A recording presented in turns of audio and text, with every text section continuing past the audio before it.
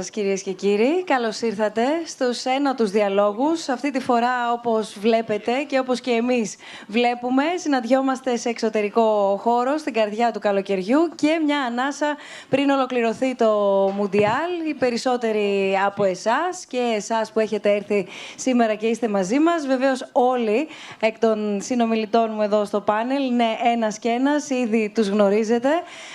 Παρακολουθούν λεπτό προς λεπτό όλα όσα διαδραματίζονται και στη φετινή διοργάνωση.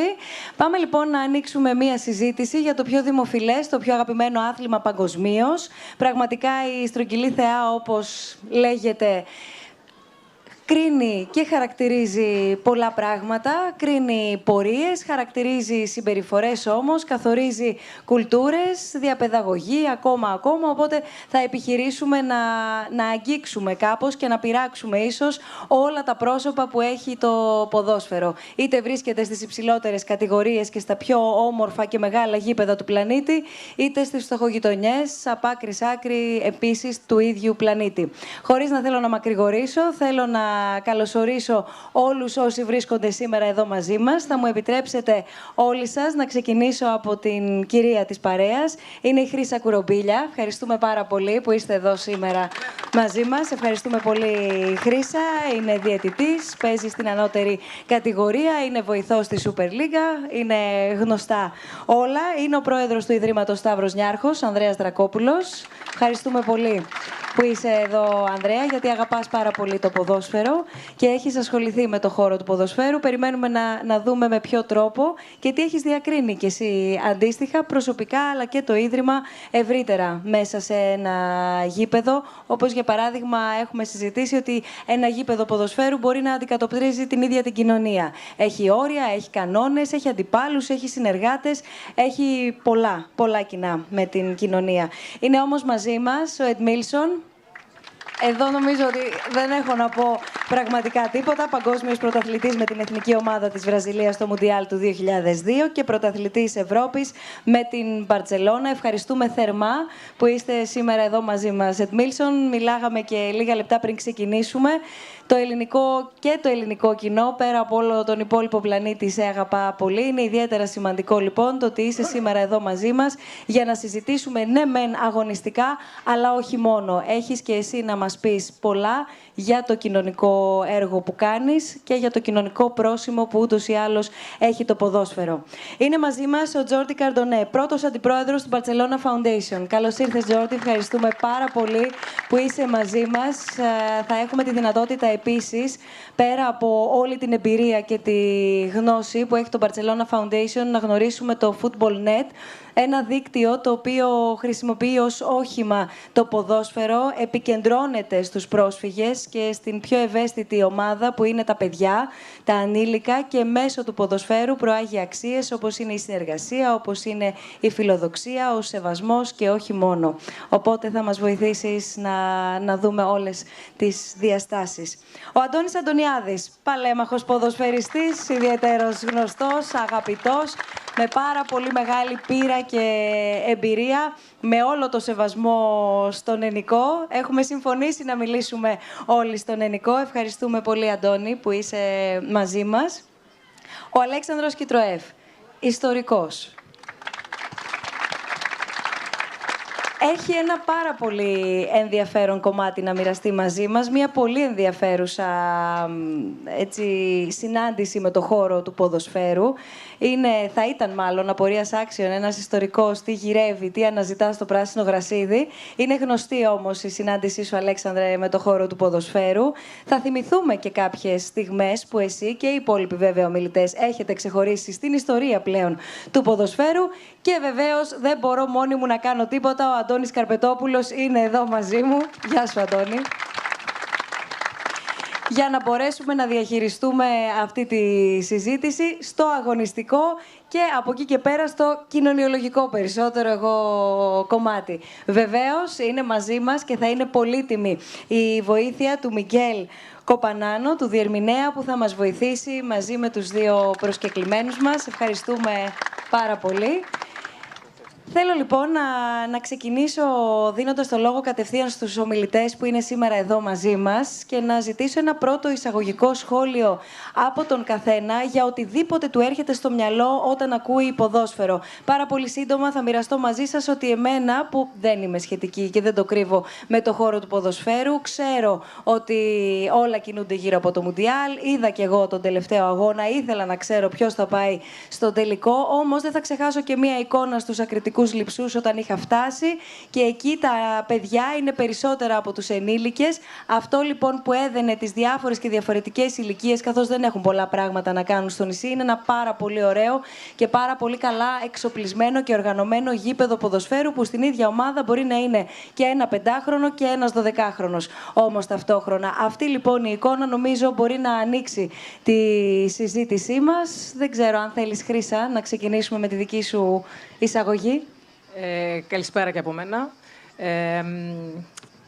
Όταν ακούω το ποδόσφαιρο, ατέλειωτες ώρες παιχνιδιού, που όλα τα παιδιά από την γειτονιά μας, από την ηλικία του δημοτικού, παίζαμε συνεχώς, εγώ τουλάχιστον μετά το σχολείο μέχρι το βράδυ, οπότε ατέλειωτες ώρες παιχνιδιού. Ανδρέα. Ναι, εγώ ήθελα πρώτα να πω και ένα γρήγορο ευχαριστώ και στην Άννα και σε όλους τους συνεργάτες μου στο Ίδρυμα, γιατί κάθε διάλογοι απαιτούν αρκετή, πολύ μάλιστα προετοιμασία. Λοιπόν, ευχαριστούμε όλους όσους κάνουν τους διαλόγους μια πραγματικότητα. Ένα μεγάλο ευχαριστώ κιόλας και στο Μίμη του Παπαϊωάννου, ο οποίος είναι εδώ μαζί μας σήμερα. Και βέβαια και ο Νίκος και ο Σαργάνης, και ο Μίμης και ο Δωμάζος και ο Αντώνης Αντωνιάδης, αλλά ειδικά στο Μίμη, διότι υπάρχει μια συνέχεια και η αλήθεια είναι ότι πριν από περίπου 15 χρόνια βρεθήκαμε με το Μίμη όταν είχα διαβάσει ένα βιβλίο που είχε γράψει και είχαμε βρεθεί και αρχίσαμε ένα πρόγραμμα μαζί, το Ίδρυμα με το Μίμη, όπου το απαιτούμενο ήταν ο Μίμης να πάει σε χώρους ακριτικούς και στα νησιά και σε διάφορα μέρη της Ελλάδος να μιλάει για το αγωνίζεστε.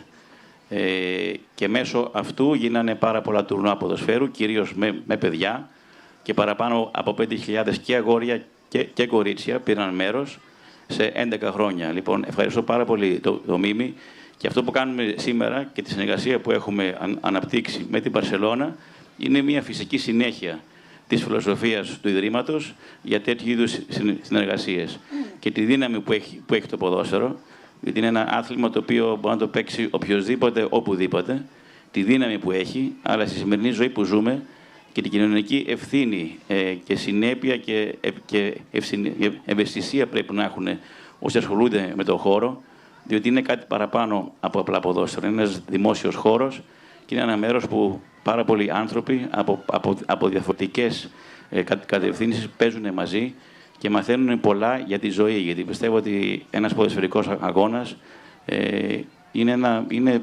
μοιάζει πολύ με τη ζωή, αλλά τα άλλα αργότερα. Ευχαριστούμε λοιπόν και το Μίμη και εσάς όλους. Παραδίνω. Edmilson. Bueno. Καλησπέρα σας. Πραγματικά το ποδόσφαιρο έχει αλλάξει τη ζωή μου. Είμαι καλύτερος άνθρωπος μέσα από το ποδόσφαιρο και αυτό που προσπαθώ αυτή τη στιγμή είναι να δείξω στον κόσμο ότι το ποδόσφαιρο μπορεί να αλλάξει τη ζωή των ανθρώπων. Με έκανε καλύτερο άνθρωπο και αυτή τη νέα ζωή είναι αυτή που προσπαθώ επίσης να προσδώσω και στους άλλους ανθρώπους. Τζόρντι. Fútbol para mí es pasión. Για μένα το ποδόσφαιρο είναι πάθος, είναι αισθήματα, είναι συναισθήματα που δεν μπορώ εύκολα να εκφράσω. Αλλά όχι μόνο για το ποδόσφαιρο, αλλά για αυτά που συνδέονται με το ποδόσφαιρο.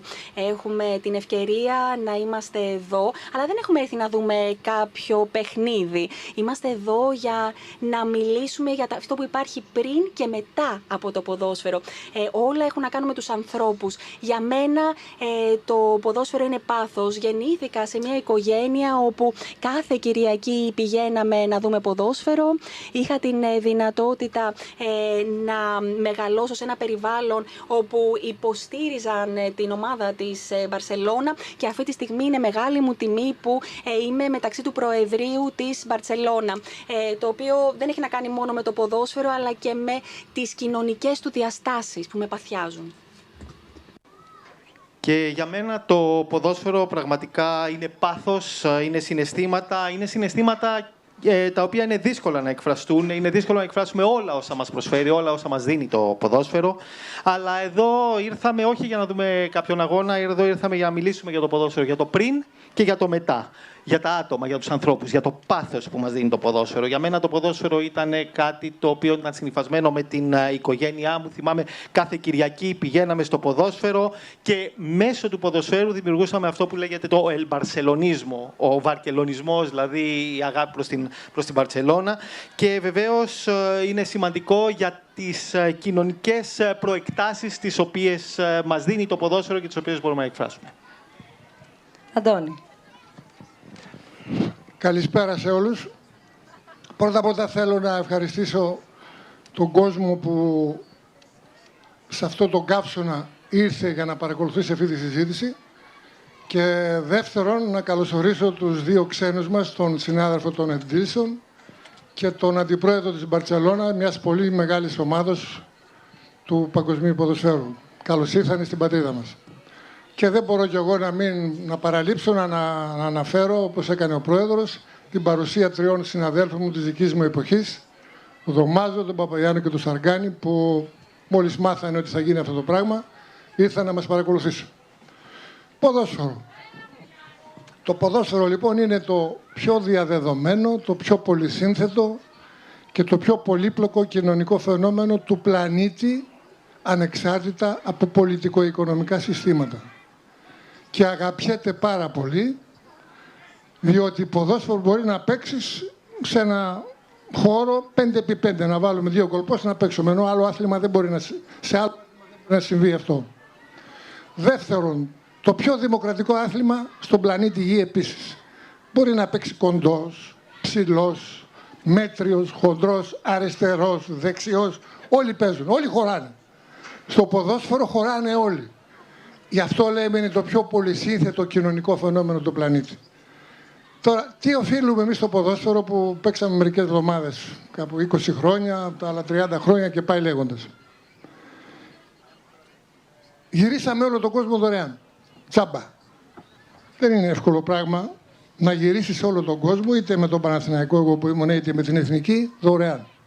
Γνωρίσαμε κόσμο και κοσμάκι. Αποθεωθήκαμε πάρα πολλές φορές, όπως και μας επέπληξαν πολλές φορές, διότι τα αποτελέσματα δεν ήταν εφικτά. Αυτή είναι η ομορφιά, αυτή είναι η δημοκρατία του ποδοσφαίρου. Έχει κανόνες όμως το ποδοσφαίρο. Δεν είναι ξέφραγο αμπέλι. Έχει κανόνες και για να το εξηγιάνουμε, να το καθαρίσουμε, να το ομορφαίνουμε, να γίνει πιο αγαπησιάρικο, πρέπει να θεσμοθετηθούν κανόνες και να εφαρμοστούν. Πολλές φορές υπάρχουν κανόνες και δεν εφαρμόζονται. Δεν θέλω άλλο να μακρηγορήσω γιατί μπορεί να μιλήσω για πάρα πολλή ώρα, αλλά δεν ξέρω πώς θα προκύψει η συζήτηση. Το ποδόσφαιρο επηρεάζει την ψυχολογία, την πολιτική, την οικονομία όλων των λαών.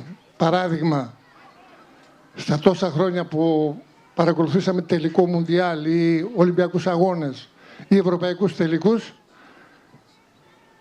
κατέρεε το σύμπαν εμπορικά. Δεν δούλευε τίποτα, δεν λειτουργούσε τίποτα. Μαγαζιά, ταβέρνες, θέατρα, κινηματογράφοι, σταματάγαν όλοι. Και έπρεπε να δούνε την μπάλα. Αυτή την μαγική θεά. Δεν θέλω να την χαρακτηρίσω αλλιώς. Εδώ να σταματήσω και να καλωσορίσω για ακόμη μια φορά τους δύο ξένους από την Ισπανία. Ήδη έχει γεννηθεί το πρώτο ερώτημα, το αφήνω για τη συνέχεια. Επηρεάζει, αλλά και κατά πόσο επηρεάζεται, ίσως, το ποδόσφαιρο από πολιτικο-οικονομικούς παράγοντες. Στη συνέχεια το βάζω ως τροφή για σκέψη. Δεν το ξεχνώ. Θα επανέλθω. Αλέξανδρε. Το ποδόσφαιρο για μένα είναι πρώτα απ' όλα παιχνίδι, όπως είπε η Χρύσα. είναι η παιδική μου ηλικία. Να τεινάζομαι από τη θέση μου στη Τζιμεντένια Λεωφόρο Αλεξάνδρας όταν ο Μίμης Δωμάζος έβγαινε από την καταπακτή οδηγώντας τον Παναθηναϊκό στον αγωνιστικό χώρο. Είναι να φεύγω κλαμμένος από τη Λεωφόρο Αλεξάνδρας όταν η ΑΕΚ του Μίμη Παπαϊωάννου μας κέρδισε 3-2 την περίοδο 64-65.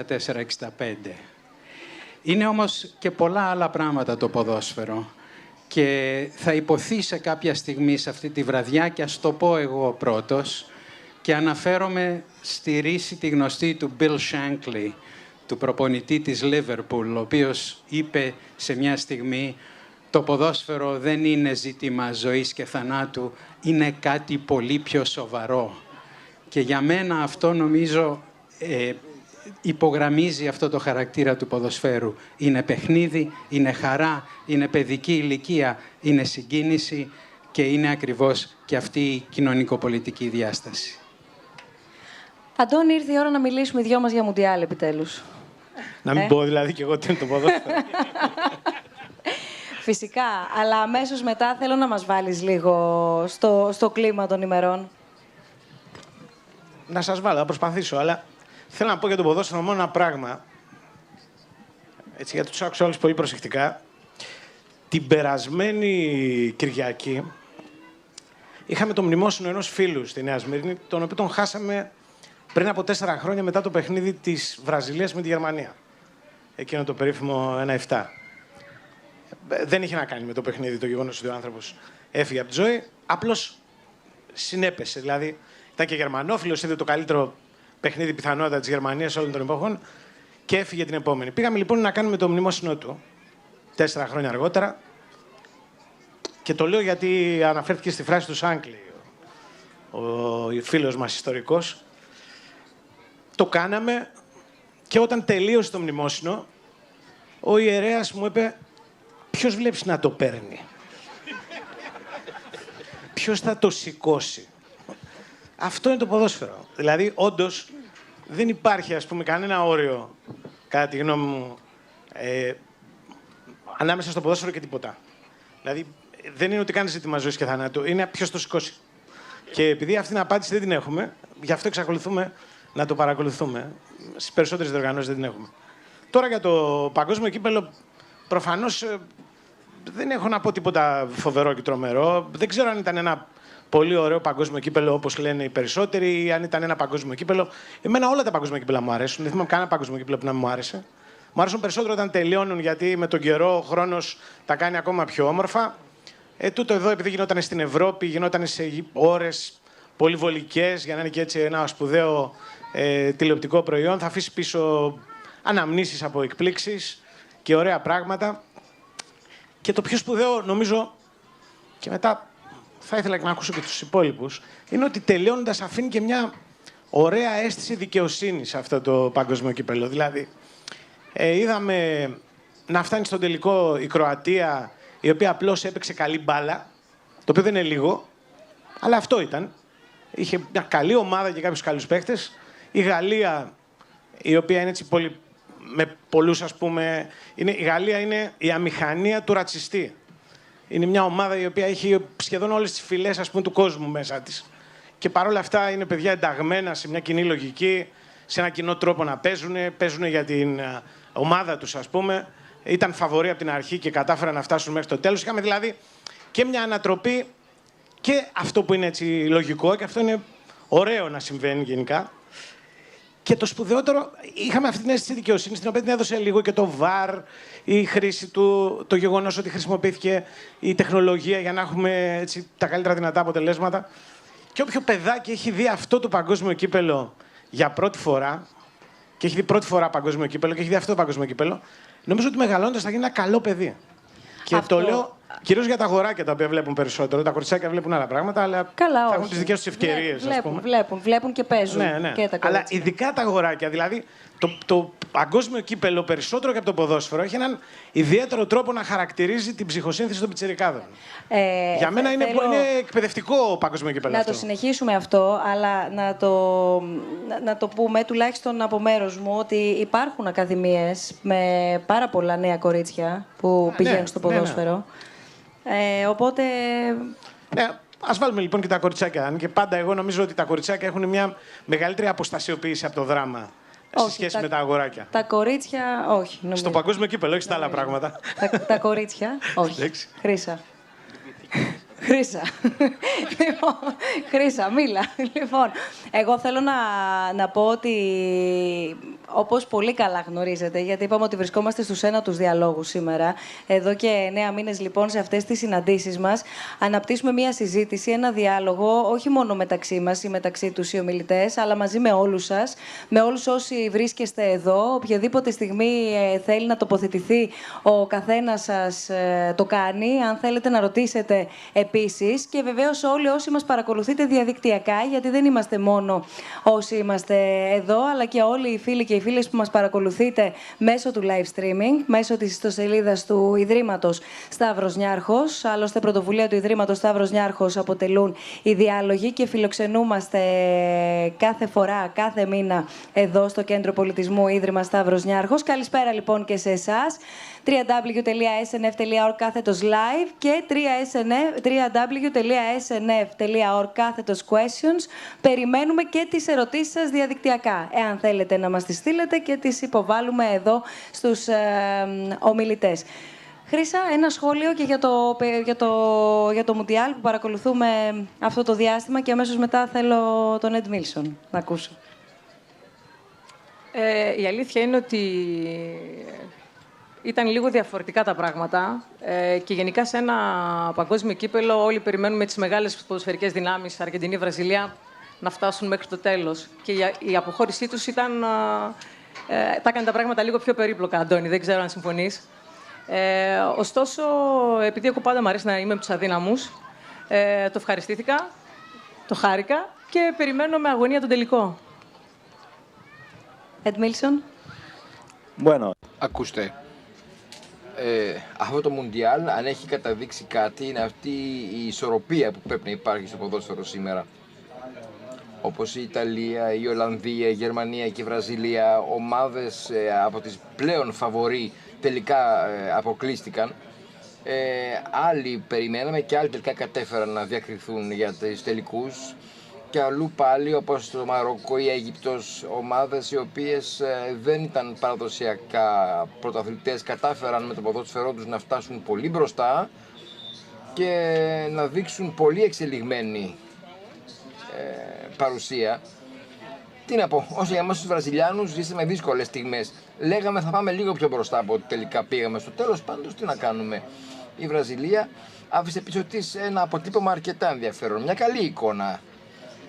Αποκλειστήκαμε και ξέρετε, όταν αποκλειόμαστε από το Μουντιάλ στη Βραζιλία είναι πένθος εθνικό, σαν να έχει χαθεί κάποιο αγαπημένο πρόσωπο της οικογένειας. Τι να κάνουμε, στη Βραζιλία το να κερδίσει κανείς το Μουντιάλ είναι ιστορία ζωής και στόχος μιας ολόκληρης καριέρας. Η ομάδα της Βραζιλίας, η εθνική, είναι υπόθεση όλων. Γι' αυτό και, εν πάση περιπτώσει, αυτό που συγκρατούμε είναι η καλή ισορροπία και να έχουμε στο μυαλό μας ότι τουλάχιστον είμαστε μια ομάδα που έχει επιδείξει ισορροπία. Πιο πολύ από κάθε άλλη ίσως. Όπως αυτό που γίνεται τώρα, βλέπουμε μια ισορροπία. Αυτό δείχνει μια ισορροπία. Είδαμε ομάδες οι οποίες δεν μπορέσαν να συμμετάσχουν, όπως ήταν η Ολλανδία, όπως ήταν η Ιταλία, που δεν πήγανε καν. Είδαμε άλλες ομάδες, όπως η Αίγυπτος, όπως το Ιράν, οι οποίες μπόρεσαν να πάνε στα τελικά του παγκοσμίου κυπέλου. Άρα βλέπουμε ότι υπάρχει και σε αυτές τις χώρες μια ανάπτυξη. Εμείς βεβαίως στη Βραζιλία δεν τα καταφέραμε. Τελειώσαμε λίγο άσχημα, γιατί νομίζαμε ότι θα μπορούσαμε να πάμε και ακόμα πιο μακριά. Και βεβαίως αποκλειστήκαμε. Και πρέπει να σας πω ότι στη Βραζιλία αυτό είναι σαν να πενθείς κάποιον από την οικογένειά σου. Είναι κάτι το οποίο αποτελεί ένα πένθος.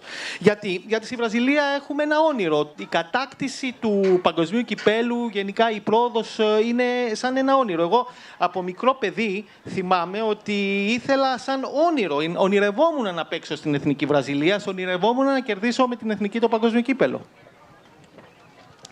Τζόρντι.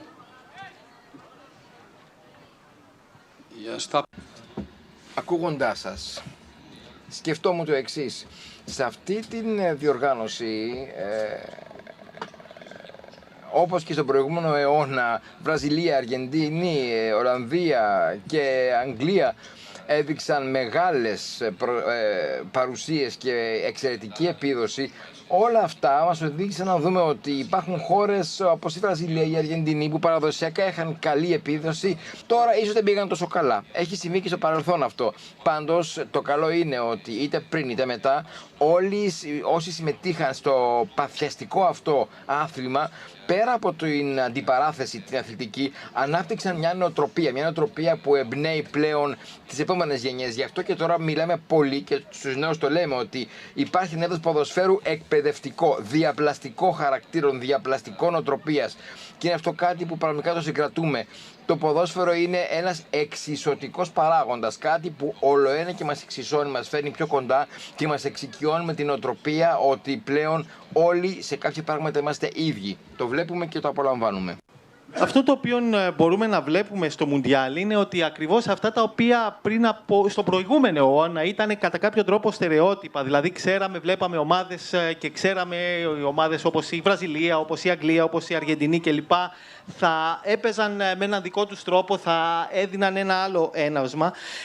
Έχουν σταματήσει. Δηλαδή, πλέον βλέπουμε ότι ενώ το ποδόσφαιρο παλιά ήταν συγκεκριμένο αναήπειρο, βλέπαμε την Αργεντινή, όπως είπα, βλέπαμε τη Βραζιλία κλπ. Τώρα αυτή η διαφορά, αυτή η διάσταση έχει μειωθεί. Βλέπουμε πλέον κάτι πιο ομογενοποιημένο και μιλάμε πλέον για ένα ποδόσφαιρο το οποίο αποτελεί ένα στερεότυπο και αυτό δείχνει ολοένα και περισσότερο την ομοιότητα που αποκτά το ποδόσφαιρο από ήπειρο σε ήπειρο και ουσιαστικά μιλάμε για μια πιο κοινή φάση και έναν πιο κοινό τρόπο να βλέπουμε το ποδόσφαιρο και να παίζεται το ποδόσφαιρο. Εγώ θα έλεγα να φύγουμε λίγο από το σήμερα, να γυρίσουμε στο παρελθόν, όπου θέλει ο καθένας να σταματήσει και να μοιραστείτε μαζί μας, Ανδρέα, αν θέλεις να ξεκινήσουμε μαζί, μια αγαπημένη φάση, μια αγαπημένη στιγμή, εν πάση περιπτώσει, ένα χαρακτηριστικό έτσι, σημείο που για κάποιο λόγο έχεις ξεχωρίσει. Ναι, νομίζω αυτό πάει πίσω, όπως είπε και ο Αντώνης πριν και ο Λέξινος, πίσω στα παιδικά χρόνια. Και νομίζω ότι κανείς μένει με τις στιγμές αυτές ως παιδί, μερικά παιχνίδια. Εγώ τότε μου άρεσε πολύ η Leeds στην Αγγλία και είχε πολλές στιγμές και καλές και άσχημες. Αλλά πιστεύω ότι και από εκεί πέρα παίρνεις μαθήματα. Πρώτα το να παραμείνεις πιστός σε μια ομάδα, αυτό το οποίο με τις αναμνήσεις που έχεις και τις καλές και τις κακές. Και είναι και αυτό ένα μάθημα ζωής. Λοιπόν, και οι αγώνες της Leeds τότε, και ήταν και ειδικά ένας αγώνας στη Θεσσαλονίκη, που οι παλιότεροι θα θυμούνται ένα διαιτητή, έναν κύριο Μίχα, ο οποίος είχε τότε καταστρέψει τη Leeds, μετά βγήκαν και ιστορίες. Αλλά είναι ιστορίες ζωής και αναμνήσεις που σε βαστάνε και παραμένεις μέσα στον χώρο με άλλες αναμνήσεις. Μπορούμε να δούμε και κάτι? Όχι. Ωραία. Αντώνη. Πρέπει να κάνω μια τοποθέτηση και εγώ για το... Ναι, αλλά θέλω την αγαπημένη σου, θέλω όλους να σας ρωτήσω. Δεν θέλεις για μετά? Τώρα θέλεις? Ναι. Άμα θέλεις τώρα, μπορούμε να σου χαλάσουμε το χατήρι.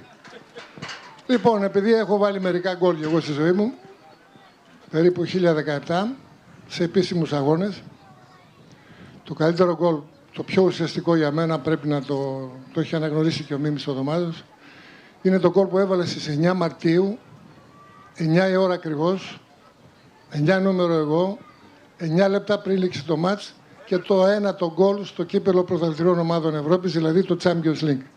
Ίσως με αυτό το γκολ φτάσαμε στον τελικό με τον Άγιαξ που παίξαμε στο Wembley. Αυτό το γκολ ήταν το πιο ουσιαστικό της καριέρας μου. Βεβαίως έχω βάλει αρκετά γκολ, πολύ περίεργα, ιδιόρυθμα, τυχερά. Έτσι είναι, την μπάλα δεν σκοπεύεις πάνω σε μια γωνιά, αλλά αυτό το γκολ, επειδή σημάδεψε και την πορεία του Παναθηναϊκού στο Wembley, γιατί για πρώτη φορά έφτασε η ελληνική ομάδα και δεν φαντάζομαι, μακάρι αλλά δεν φαντάζομαι άλλη φορά ελληνική ομάδα να φτάσει στο τελικό του Champions League. Τώρα να πω για μερικούς ότι έχουν μια σύγχυση. Παλαιότερα αυτός ο θεσμός λεγόταν κύπελλο πρωταθλητριών ομάδων Ευρώπης. Και από το 1992 ο ίδιος θεσμός μετονομάστηκε σε Champions League. Γιατί έρχεται κάποιος και σου λέει, μα δεν ήταν το Champions League τότε, ήταν κύπελλο ποδαρετριών. Μα είναι ο ίδιος ο θεσμός που καθιερώθηκε το 1955 μέχρι σήμερα. Έτσι για την ιστορία, για να μαθαίνει και ο κόσμος 5 πράγματα παραπάνω από εμάς. Να κάνουμε μια τοποθέτηση για το Μουντιάλ που παρακολουθήσαμε. Μου επιτρέπεις δηλαδή? Άμα μου επιτρέπεις. Λοιπόν, ήθελα να κάνω 2-3 παρατηρήσεις. Πρώτον, για πρώτη φορά απουσίασε η Ιταλία. Από το 1930 που καθιερώθηκε το Μουντιάλ, πρώτη φορά απουσίασε η Ιταλία. Δεν έχει ξαναγίνει ποτέ αυτό. Απουσίασε και η Ολλανδία. Άλλη μεγάλη ποδοσφαιρική δύναμη. Όχι μόνο ευρωπαϊκά, η ομάδα του Κρόιφ, παραδείγματος χάρη, όπου ήταν η ίδια γενιά με εμάς που παίξαμε στο Γουέμπλεϊ, ήταν αχτύπητη ομάδα. Με εκείνη την ομάδα ορχήστρα. Επίσης, έφυγε νωρίς η Αργεντινή. Δεν έχει ξαναγίνει αυτό. Έφυγε νωρίς η Ουρουγουάη. Η Ουρουγουάη είναι η πρώτη χώρα που κατέκτησε το Μουντιάλ, το 1930. Τώρα εγώ θα είμαι πιο βασιλικότερος από το βασιλιά για το να απευθύνω λίγο στον ατιμήσεων. Νομίζω ότι η Βραζιλία με το Βέλγιο σε 2 φάσεις, νομίζω μίλαγα τώρα με τον Καρπετόπουλο, με τον Αντώνη, στον ονόματό μου, ότι αδικήθηκε σε 2 φάσεις μπορεί να πάρει ένα πέναλτι. Το πέναλτι το ένα ήταν πέναλτι και αποβολή. Άρα αν ισοφάριζε η Βραζιλία, η οποία ερεί στο εμπαρόδο είναι η πολυνίκης χώρα του Μουντιάλ, η χώρα που κατέκτησε περισσότερες φορές το Μουντιάλ, να τα λέμε αυτά, γι' αυτό και έχει πολύ κόσμο σε όλο τον πλανήτη. Όπως είπε ο Εντμίλσον, ότι είναι θέμα ζωής και θανάτου. Αλλά σε αυτοκτονία μα χάσει η Βραζιλία. Δεν το δέχεται ότι είναι δεύτερος-τρίτος. Πόσο μάλλον τώρα που τερμάτισε 8ος, 7ος. Θέλω να πω ότι εκεί αδικήθηκε. Αλλά και η Βραζιλία έφυγε νωρίς, η Γερμανία χάθηκε, η Ισπανία. Ομάδες δυνατές. Και πρέπει να συμφωνήσω και με τους προαλήσαντες ότι ανέβηκε το ποδόσφαιρο σε όλες τις χώρες. Σε όλες τις χώρες πάνε προπονητές από Ευρώπη ή από Νότια Αμερική, τους μαθαίνουν τα μυστικά της μπάλας. Επειδή υπάρχει και χαμηλό βιωτικό επίπεδο, τα δίνουν πολύ στην μπάλα, άρα από την μπάλα προσδοκούν πολλά πράγματα, να λύσουν το πρόβλημα το δικό τους και των οικογενειών τους και ένα σωρό άλλα πράγματα που συντρέχουν να αναπτυχθεί το ποδόσφαιρο παγκοσμίως. Γιατί όπως λέχθηκε και είδαμε και όλοι μας, ομάδες που δεν είχαν παράδοση και να εμφανίζουν ένα σύνορο και λες τι γίνεται. Επίσης ένα άλλο που παρατήρησα, αποθεώθηκαν οι στατικές φάσεις. Μπήκαν πολλά γκολ, διαμορφώθηκαν αποτελέσματα από στημένες φάσεις. Δηλαδή, φάουλ ή πέναλτι. Και το βαρ. Και το βαν. Και αυτό βοήθησε το βαρ. Όμως μπήκανε πολλά γκολ από στημένες φάσεις. Τα περισσότερα ίσως. Αν κάνουμε μία αναδρομή, μία ανασκόπηση, θα δούμε ότι πολλά φάουλ επίσης έγιναν στην ποδοκνημική. Σημαδεύουν πολλοί αμυντικοί χαφ. Σε ένα μάτς έγραψα 9 φάουλ εσκεμμένα. Δεν ξέρω αν διαφεύγει της προσοχής των διαιτητών. Αυτό να το απευθυνθώ στην κυρία τη φίλη μου. Σημαδεύουν στον κουντεπιέ που λέμε, στην ποδοκνημική κατά την ιατρική ορολογία, με τις τάπες επάνω στο πόδι. Είναι πολύ επικίνδυνες φάσεις. Μπορεί να σου γυρίσει το πόδι και να σου κόψει και την μπάλα. Και πολλές φορές δεν υπέστησαν και τις συνέπειες. Ή τα βλέπουν και δεν τα σφυράνε. Και το βαρ, ναι, έχω την αίσθηση ότι βοήθησε λίγο από την αρχή και μετά λίγο το σνομπάρισαν οι διαιτητές. Ο διαιτητής δηλαδή της Βραζιλίας με το Βέλγιο δεν είχε το κουράγιο να πάει να διαπιστώσει είναι απέναντι ή δεν είναι. Αφού διαμαρτύρονται οι παίκτες. Ετοιμαστείτε όλοι οι ομιλητές να τοποθετηθείτε καταλήλως. Θα μου επιτρέψετε εγώ να παραμείνω στο παρελθόν. Για κάποιο λόγο έχω άρνηση με το παρόν. Τι θέλετε να πω άλλο? Θέλω να ακούσω και. Από μένα ικανοποιηθήκατε. Εντάξει. Συζήτηση κάνουμε. Ανά, ο Εντμίλσον έχει βάλει ένα γκολ στο παγκόσμιο κύπελλο. Θέλω να ακούσω την ιστορία του Αλέξανδρου. Όταν του ξαναδώσουμε το μικρόφωνο, ναι, θα ήθελα να μας πει λίγο πώς είναι να βάλεις ένα γκολ στο παγκόσμιο κύπελλο. Ναι, είναι ο μόνος από εμάς εδώ όλους που έχει βάλει ένα γκολ στο παγκόσμιο κύπελλο. Αυτό είναι πολύ μεγάλη αλήθεια, Αντώνη, και καλά κάνεις και μου το λες, γιατί έτσι το έχω κατά νου. Αλέξανδρε, θέλω να θυμηθείς εσύ τη στιγμή που ξεχωρίζεις και θα έχουμε τη δυνατότητα να τη δούμε κιόλας. Και γιατί, βέβαια. Συμπτωματικά, λοιπόν, για μένα η μεγαλύτερη στιγμή είναι όταν η Βραζιλία δεν βάζει γκολ, το οποίο είναι σπάνιο. Και μιλώ για το παγκόσμιο κύπελλο του 1970, όταν κάνει κεφαλιά ο Πελέ και αποκρούει ο Gordon Banks της Αγγλίας και έχει μείνει στην ιστορία σαν μία από τις μεγαλύτερες αποκρούσεις τερματοφύλακα. Κοιτάζω και τον κύριο Σαργάνη για επιβεβαίωση.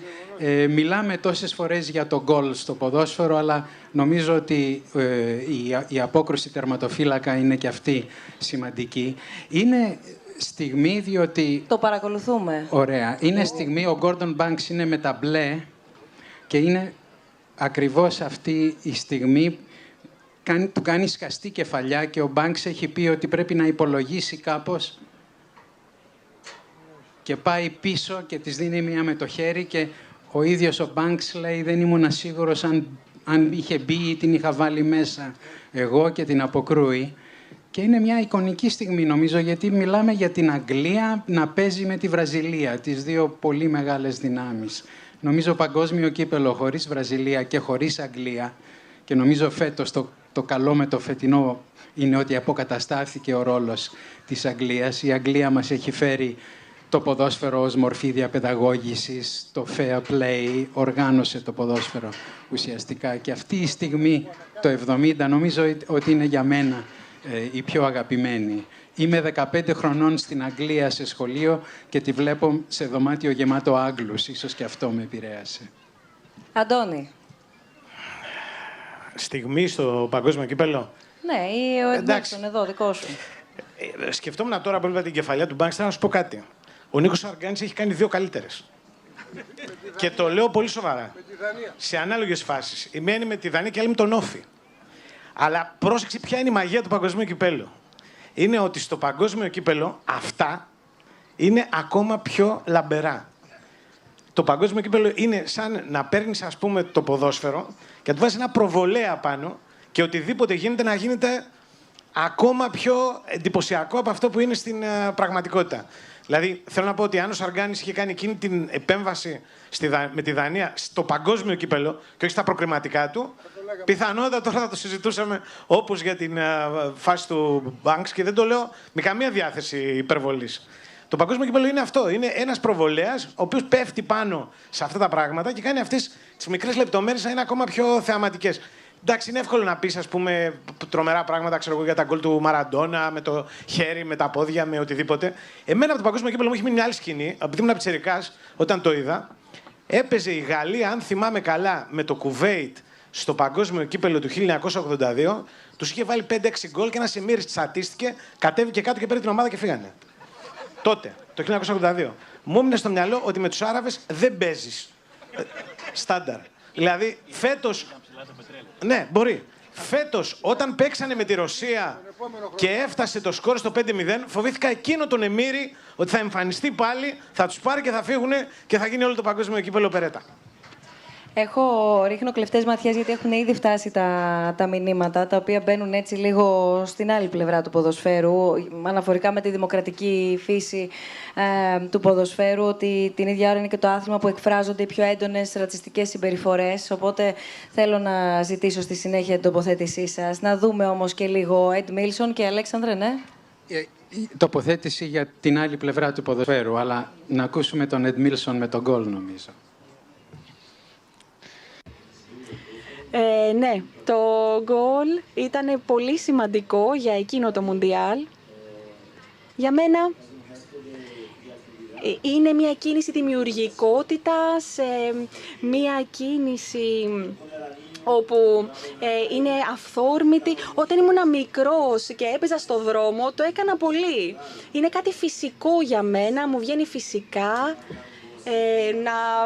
Το να βάζεις ένα τέτοιο γκολ για μένα ήταν μια πολύ γρήγορη αντίδραση και κατάφερα να βάλω ένα πολύ σημαντικό γκολ για μένα στο Μουντιάλ. Γιατί ξεκίνησα να παίζω ως βασικός στο πρώτο παιχνίδι, στο δεύτερο έμεινα έξω, αλλά από τη στιγμή που έβαλα αυτό το γκολ δεν μπορούσε να με βγάλει πια ο προπονητής από την ομάδα. Άρα λοιπόν συνέχισα να παίζω και αυτό ήταν δώρο για μένα. Αυτό είναι το δώρο. Δεν ξέρω πώς έγινε, αλλά ήταν ένα δώρο. Λέει ο Εντελμίσον ότι το να πετυχαίνεις ένα γκολ είναι πάρα πολύ σημαντικό και πάρα πολύ σημαντικό ήταν σε εκείνο το Μουντιάλ, ήταν αποτέλεσμα ενός αυτοσχεδιασμού, ήταν όμως κάτι το οποίο το σκεφτόμουν, προσπαθούσα να το πραγματοποιήσω ήδη από το δρόμο, ήταν ένα φανταστικό τέρμα το οποίο κατάφερα. Στον πρώτο αγώνα είχα παίξει βασικός και στο δεύτερο μετά ήμουνα εκτός και μετά από εκεί και πέρα, αφού πέτυχα τον γκολ, πραγματικά ο προπονητής μου δεν μπορούσε να βρει τρόπο να με βγάλει εκτός ομάδος. Νομίζω ήταν το δεύτερο ωραιότερο γκολ σε εκείνο το παγκόσμιο κύπελλο. Το πρώτο ήταν του Ροναλντίνιο. Δεν το χαλάω, είναι και αυτό βραζιλιάνικο. Πιστεύω ότι δεν ήθελε να σουτάρει. Ήθελα να σουτάρω εκεί πέρα, ήταν μάλλον από το κέντρο το σουτ. Και Ρόνι sempre dice que... Ο Ρόνι λέει πάντα ότι προετοιμαζόμουν και ότι πήγα λίγο πιο μπροστά. Απλά ήμουν εκεί και έβαλα την μπάλα μέσα. Για μένα δεν ήταν έτσι, ήταν από το κέντρο σουτ και η μπάλα μπήκε. Πριν προχωρήσω και ζητήσω και από τη Χρύσα αντίστοιχα ποια φάση ξεχωρίζει, να διαβάσω ολόκληρο το μήνυμα που μας έχει στείλει ένας φίλη διαδικτυακά. Παρά τους ισχυρισμούς για τη δημοκρατική φύση του ποδοσφαίρου, είναι το άθλημα στο οποίο εκφράζονται έντονες ρατσιστικές συμπεριφορές, περισσότερο ίσως από οποιοδήποτε άλλο. Πώς σχολιάζουν οι καλεσμένοι εδώ στο πάνελ αυτό το φαινόμενο? Θα ήθελα όσοι θέλετε να τοποθετηθείτε, να σας ακούσουμε. Αλέξανδρε. Ναι, βέβαια. Εκφράζονται και ρατσιστικές απόψεις. Έχουν προσπαθήσει να ιδιοποιηθούν το παιχνίδι δικτατορίες για τους δικούς τους σκοπούς. Αλλά γι' αυτό μιλάμε για το ποδόσφαιρο, γιατί το ποδόσφαιρο έχει αυτή την αξία και ακριβώς επειδή είναι τόσο σημαντικό, προσπαθούν να περάσουν την ιδεολογία τους εξτρεμιστές και άλλοι, γι' αυτό το λόγο. Στο ποδόσφαιρο θα πάνε να κάνουν αυτά τα πράγματα. Για μας, εμείς που θέλουμε ένα υγιές ποδόσφαιρο με το εφαγωνίζεστε, έχουμε έναν αντίλογο. Θυμάμαι πολύ καλά το 1978 που κέρδισε η Αργεντινή το παγκόσμιο κύπελλο και είχαν γίνει μεγάλες συζητήσεις ότι το καθεστώς της Αργεντινής, το δικτατορικό του Χόρχε Βιντέλα, χρησιμοποίησε εκείνη την νίκη της Αργεντινής για τους σκοπούς της. Ο προπονητής όμως της Εθνικής Αργεντινής, ο Λουίς Σέζαρ Μενότι, είπε όχι. Αυτή η νίκη της Αργεντινής δεν είναι της δικτατορίας. Οι παίκτες της Αργεντινής παίξανε για το λαό της Αργεντινής. Το παιχνίδι μας εκπροσωπεί το λαό και όχι τη δικτατορία. Έτσι λοιπόν, ναι, φυσικά θα υπάρχουν τα ρατσιστικά και οι άλλες προσπάθειες ιδιοποίησης.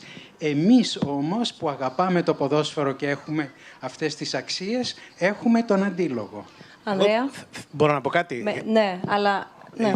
Πάνω σε αυτό, θέλω να απαντήσω στον άνθρωπο που έστειλε το μήνυμα. Ότι πρέπει να βλέπει αυτό το πράγμα στην ολότητά του.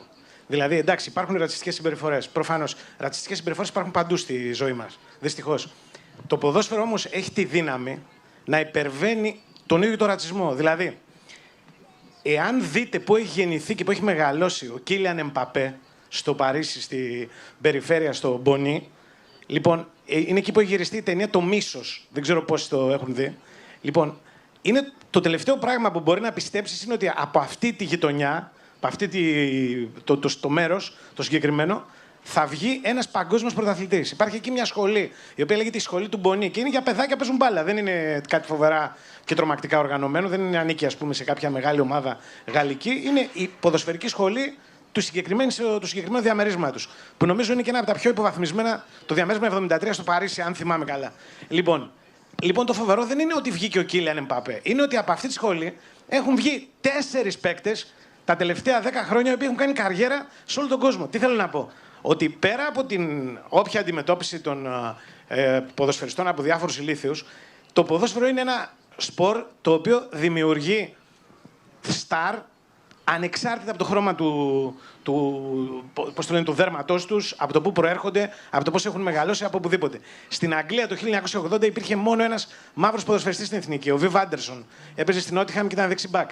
10 χρόνια αργότερα, ο John Barnes όχι μόνο ήταν ένας από τους μεγαλύτερους στάρ του αγγλικού ποδοσφαίρου, αλλά τραγουδούσε με τους New Order. Αυτό δεν μπορεί να το βρεις σε καμία διάσταση κοινωνική, σε τίποτα. Ούτε στην, πώς το λένε, σε ό,τι έχει να κάνει με την εκπαίδευση, ούτε σε ό,τι έχει να κάνει με το θέατρο, ούτε σε ό,τι έχει να κάνει με οτιδήποτε. Ο τρόπος δηλαδή που αφομοιώνονται αυτά τα παιδιά γιατί είναι ταλαντούχα, στο ποδόσφαιρο για μένα είναι μοναδικός.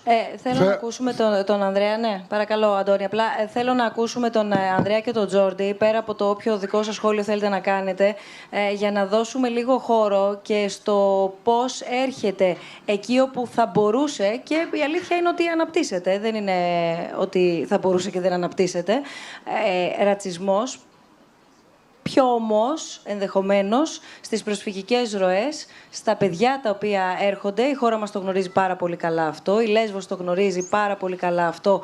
Το Barcelona Foundation, το Ίδρυμα Σταύρος Νιάρχος γνωρίζουν πάρα πολύ καλά τη Λέσβο, και όχι μόνο μέσω του προγράμματος που στοχεύει στην κοινωνική επανένταξη ουσιαστικά και εν τέλει σε αυτό που αποτελεί δημοκρατία, άρα σεβασμός και ισότητα προς τον συνάνθρωπό μας από την πιο μικρή και χαριτωμένη αλλά και πιο σκληρή ίσως ηλικία σε ένα παιδί. Για ένα παιδί μιλάμε, το οποίο ενδεχομένως να έχει φτάσει εδώ πέρα χωρίς μάνα και πατέρα. Και όταν λέμε εδώ πέρα, εννοούμε την οποιαδήποτε χώρα, την οποιαδήποτε πόλη κατάφερε να φτάσει, με τον όποιο τρόπο κατάφερε να φτάσει.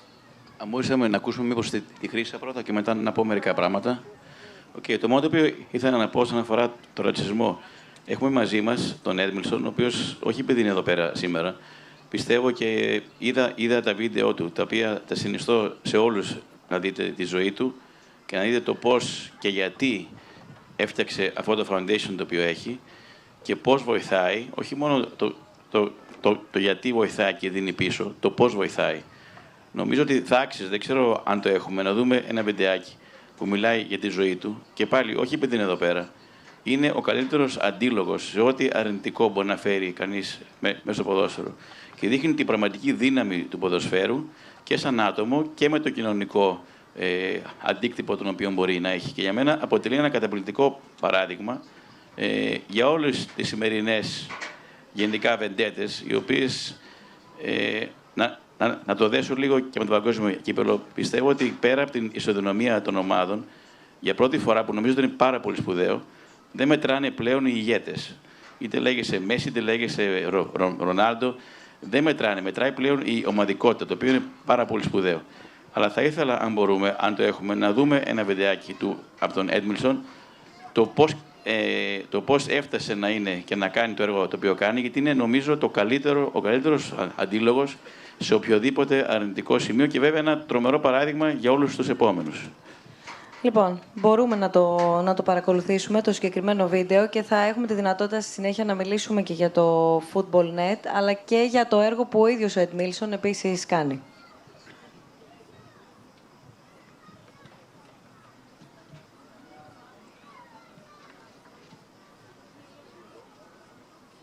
Meu nome é Edmilson José Gomes de Moraes, nasci em Taquaritinga, no interior de São Paulo, e um dia eu tive um sonho.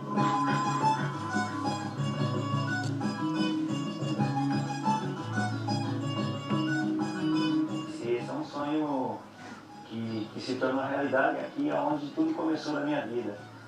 Aí, quando eu tinha 10 anos, eu vinha aqui jogar bola, até 11 anos, 12 anos. Aí eu deitava no campo, perguntava comigo mesmo o que eu ia ser na minha vida. Se não é aí, não vou fazer, porque aí tinha uma identidade. Começou quando, em 2002, a gente foi campeão do mundo, eu voltei para a cidade e eu queria fazer algum trabalho social. E a fundação não é uma escola de futebol, a fundação é inclusão social. Então, antes de você ser um atleta de futebol, você tem que ser um homem. Antes de você ser um advogado, uma jornalista, você tem que ser uma mulher. Hoje nós temos 300 crianças de 6 a 14 anos. Nós temos 60 jovens que participam do PET, que é o Programa Educação para o Trabalho. E agora nós estamos tendo, no ano de 2012, mais 120 pessoas que participam dos nossos programas noturnos.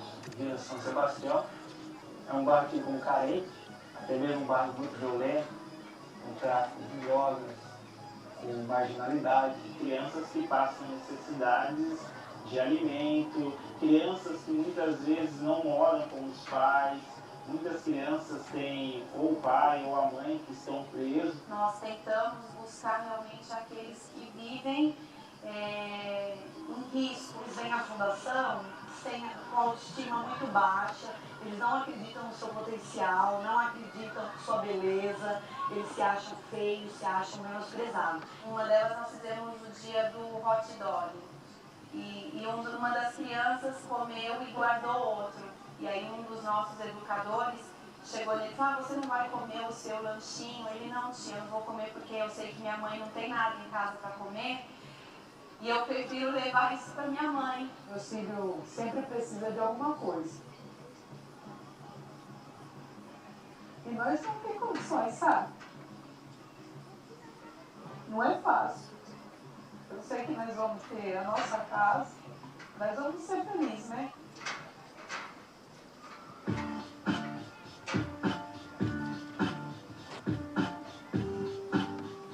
Nós educamos também os pais, estamos no trabalho social e psicológico com os pais, porque não adianta a criança estar aqui durante todo o dia e chega em casa, o pai não tem uma educação, não tem um acompanhamento. É difícil, porque para educar custa 1 e para corrigir custa 4. Eu não tenho, assim, escolha, né? Eles escolhem, não, eu queria o melhor para eles. Lá eu sinto como se fosse uma família para mim, a fundação. Faz parte da minha família.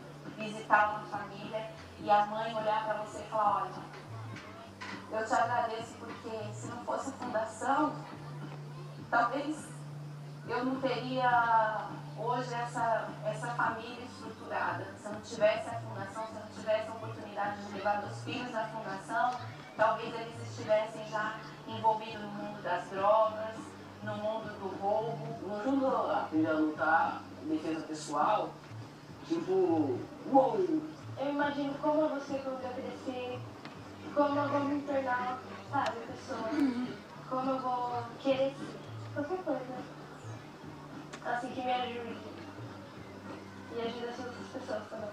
Fundação de Missa, meu castelo, eu não tenho uma princesa. Me sinto livre. Como se nada pudesse me segurar pra dançar, só se a música parar. Arrechou que tudo é uma da lateira, que dali não fica na ilha, muito ah. E não há nada, para poder explicar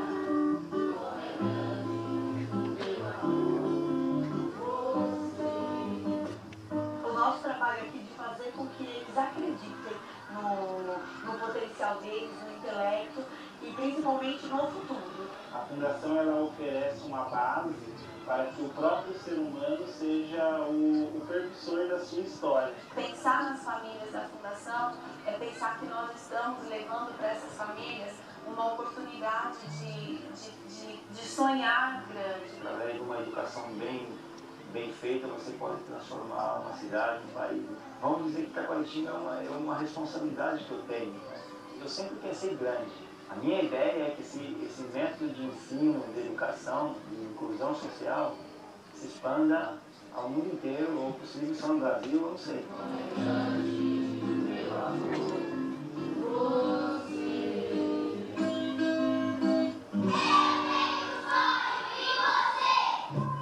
Meu nome é Edmilson José Gomes de Moraes, nasci em Taquaritinga, no interior de São Paulo, Brasil, e sei que uma bola pode mudar uma vida.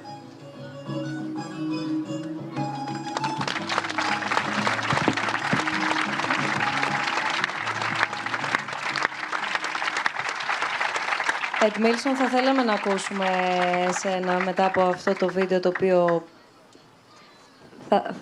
Θα θέλαμε να σε ακούσουμε μετά το βίντεο το οποίο παρακολουθήσαμε και γνωρίσαμε ένα πολύ μικρό μέρος του έργου που κάνει το Ίδρυμά σου και εν τέλει να μας βοηθήσει να κατανοήσουμε πώς σε κάνει να δημιουργείς όνειρα, είτε θέλεις να γίνεις ποδοσφαιριστής είτε όχι το ποδόσφαιρο, πώς σε κάνει να επικοινωνήσεις και να είσαι ενεργό μέλος μιας κοινωνίας.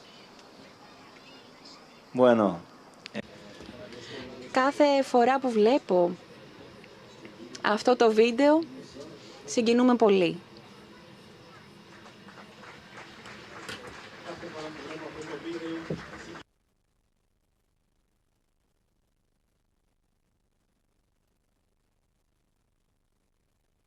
πολλές φορές δεν καταλαβαίνουμε τι περνάει ένα παιδί σε μια χώρα όπως η Βραζιλία.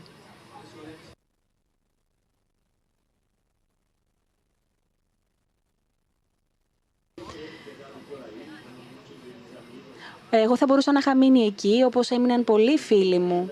Αλλά το ποδόσφαιρο μου έδωσε την ευκαιρία να επιστρέψω στην πόλη μου και να κάνω κάποια πράγματα για αυτούς που το έχουν ανάγκη.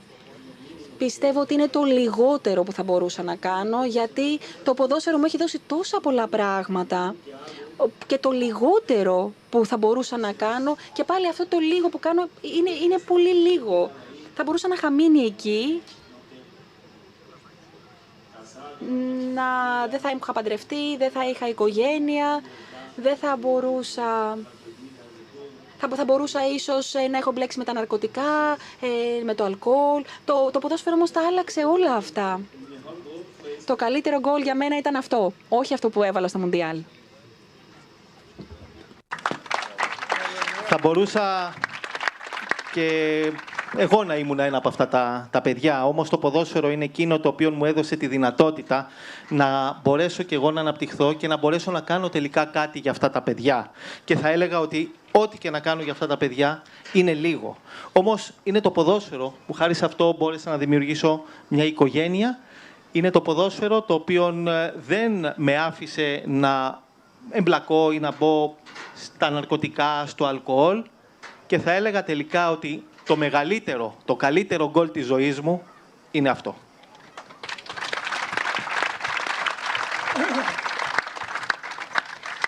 Τζόρντι, να μείνουμε στα παιδιά και να δούμε την επίδραση που μπορεί να έχει το ποδόσφαιρο και όλα όσα συζητάμε. Όλες οι αξίες, αλλά και η σημειολογική πια επίδραση που μπορεί να έχει από την παιδική τους ηλικία, όσο σκληρά και αν είναι τα βιώματα και όσο μόνα τους και αν είναι αυτά τα παιδιά.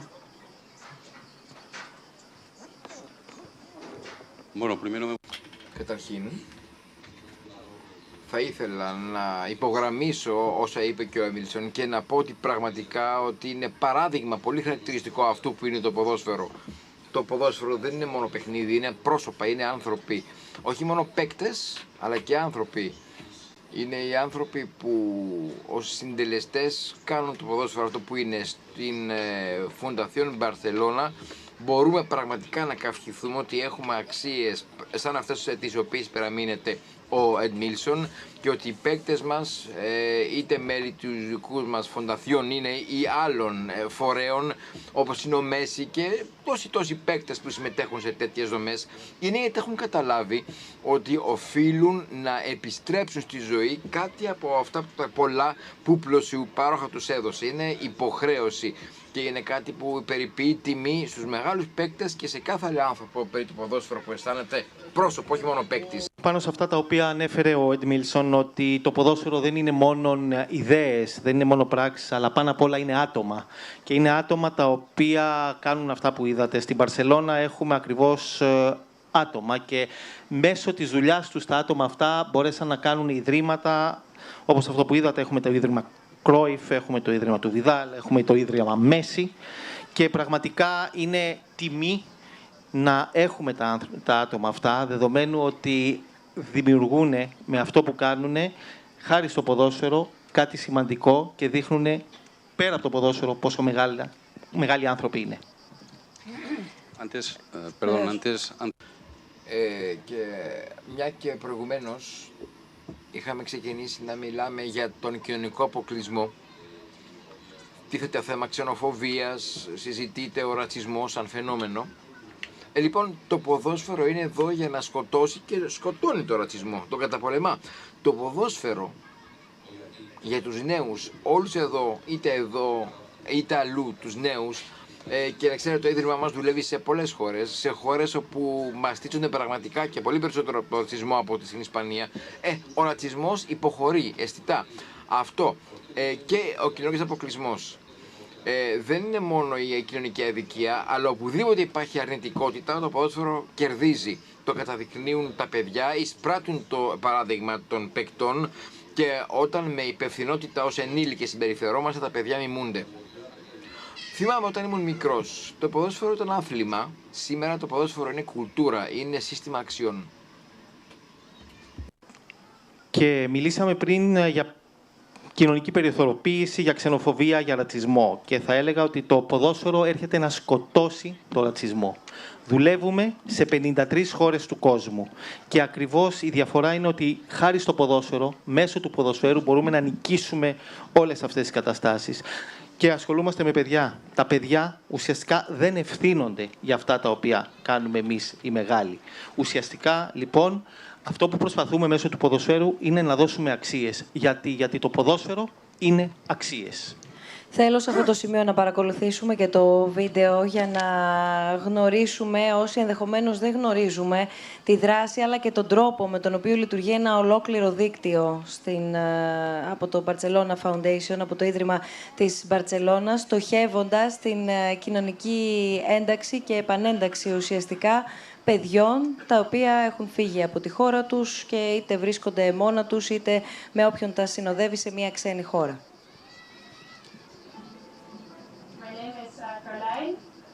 Lima Helu, but they also call me Coco here because Carline is a very Dutch name, so a lot of other people find it hard to remember that. At Karateka, I am a sports and football coordinator and also responsible for the football night program.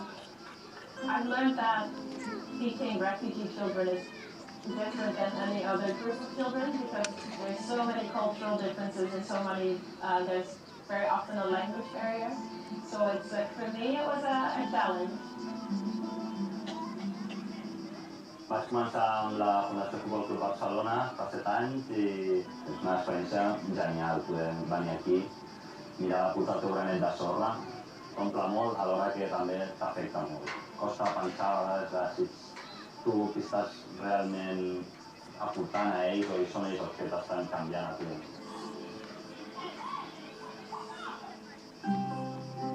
El programa Futboler és un projecte de la Fundació Futbol Club Barcelona on utilitzar principalment la metodologia en 3 temps per fomentar l'educació en valors a través de la pràctica esportiva.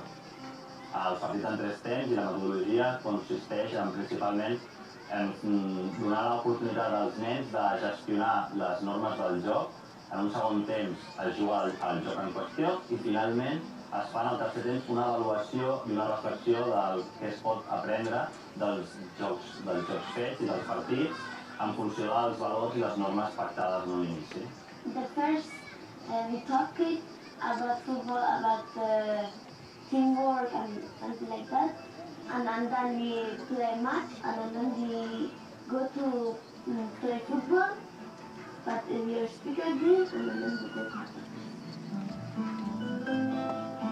Within the Football Net program, we have a very big variety of children.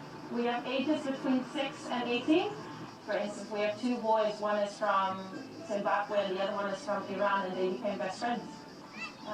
And so they originally don't share the same language, but through the program, they became really close friends. But Barcelona Foundation with us keeps the respect and the third place of life, because in the life is the third place. Aquests nanos ens agraeixen molt el fet de poder tenir una activitat que estigui organitzada, que tinguin uns adults que estiguin pendents d'ells, que se'ls doni veu. Agraeixen molt el fet que puguin tenir companys, fer nous amics, poder disfrutar de l'esport, que és el que sempre ens estan encantats. Si passem per aquí qualsevol dia, sempre estaran preguntant quan hi ha entrenament. És una que ells ho diuen molt el dia a dia, que necessiten. It's very relaxed and very nice. Very relaxed. When I will come home and then I sleep and then very relaxed.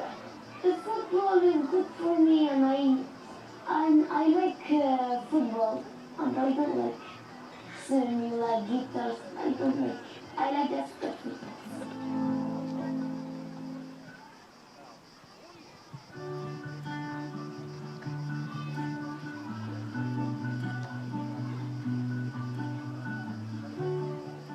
I think one of the best ones was in a tournament where you see that they are all one, they're all united, and our team is also called Karateka United. And You know, you can even say that even when they're coaching each other, it will happen in a split second and they understand each other. It makes it visual that they understand, you know, what teamwork is and how to have respect and everything.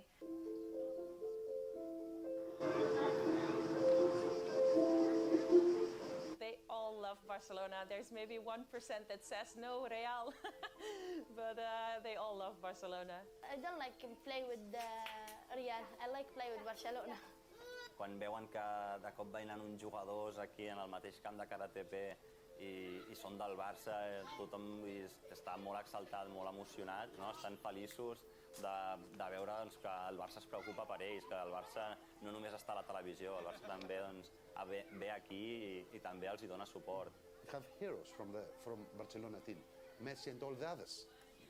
Do you know what happened here with Barcelona when Barcelona come and visit this place? Oh my God! It's from the happiness and best day from this side.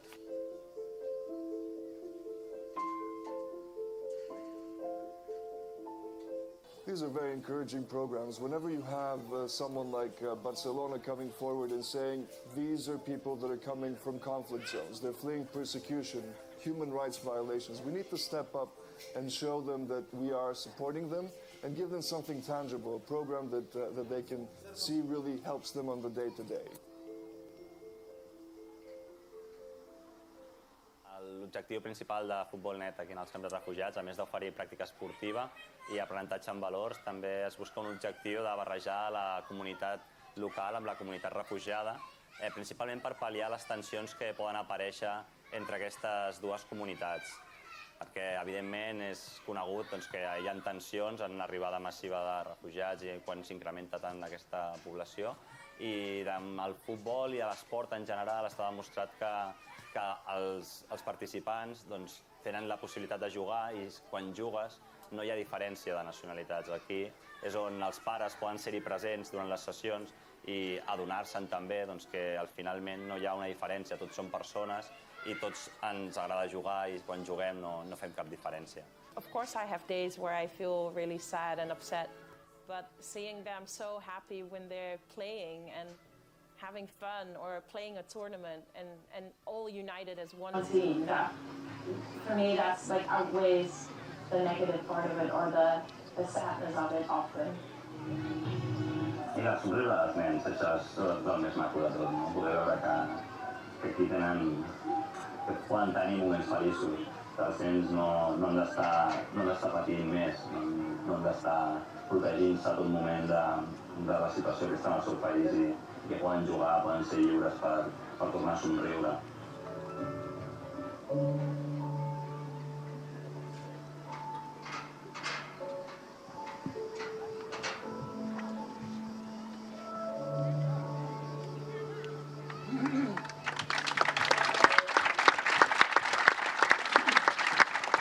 Από τα λίγα που ξέρω, νομίζω ότι ένας διαιτητής παρεμβαίνει συνεχώς στον αγώνα. Η Χρύσα Κουρομπίλια σήμερα έχει αδικηθεί χρονικά.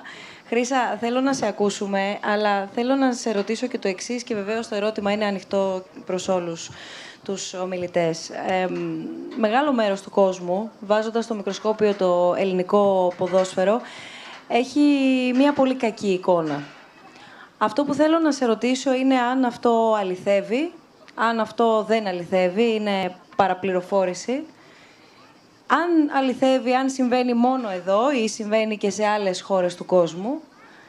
Αν μπορείς να μας πεις και κάποιες ευθύνες, έτσι που θα ήθελα όλοι, γιατί όλοι, ο καθένας από το δικό του πόστο, από το δικό του πρίσμα, από τη δική του θέση, θα έχετε αναρωτηθεί ενδεχομένως, δεν είναι μυστικό, όλοι εδώ ζούμε, όλοι ακούμε, όλοι βλέπουμε, οπότε φαντάζομαι ότι πρωτίστως οι άνθρωποι του ποδοσφαίρου θα έχετε προβληματιστεί για το τι συμβαίνει και αν βεβαίως παραδεχόμαστε ότι συμβαίνει κάτι και αν μπορεί να αλλάξει κάτι.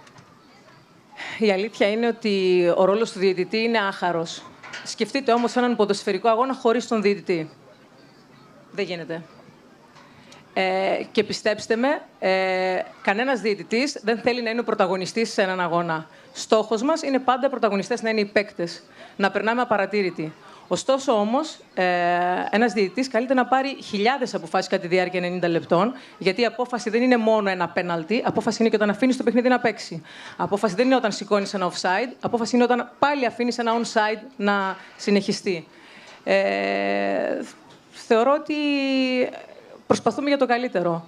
Εκπαιδευόμαστε, αγαπάμε αυτό που κάνουμε και σε καμία περίπτωση δεν θέλουμε να παρεμβαίνουμε στο παιχνίδι, αλλά θέλουμε να το χαιρόμαστε και να μην δημιουργείται πρόβλημα, τουλάχιστον εξαιτίας μιας λάθος απόφασης. Ναι, αλλά πάντα ο διαιτητής φταίει. Κάποιος πρέπει να φταίει. Ή τις περισσότερες φορές ο διαιτητής φταίει. Ναι, η αλήθεια είναι ότι είναι δύσκολος ο ρόλος, αλλά είμαστε για τα δύσκολα. Γι' αυτό εκπαιδευόμαστε, γι' αυτό τώρα υπάρχει και η νέα τεχνολογία, το VAR, που στόχος είναι να ελαττώσει τα λάθη. Αλλά το ποδόσφαιρο είναι ένα παιχνίδι λαθών. Και πρέπει όλοι να το δεχτούν αυτό και να μην ρίχνουν τις ευθύνες στους διαιτητές, ότι φταίει ο διαιτητής, είναι λάθος του διαιτητή. Γιατί είμαστε άνθρωποι κι εμείς.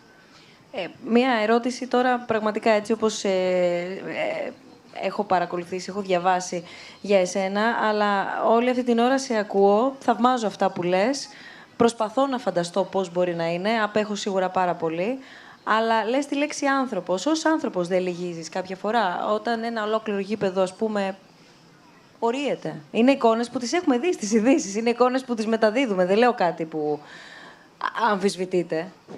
Σίγουρα περνάμε δύσκολα, αλλά το ίδιο δύσκολα. δύσκολα. Τι σε κάνει να συνεχίζεις?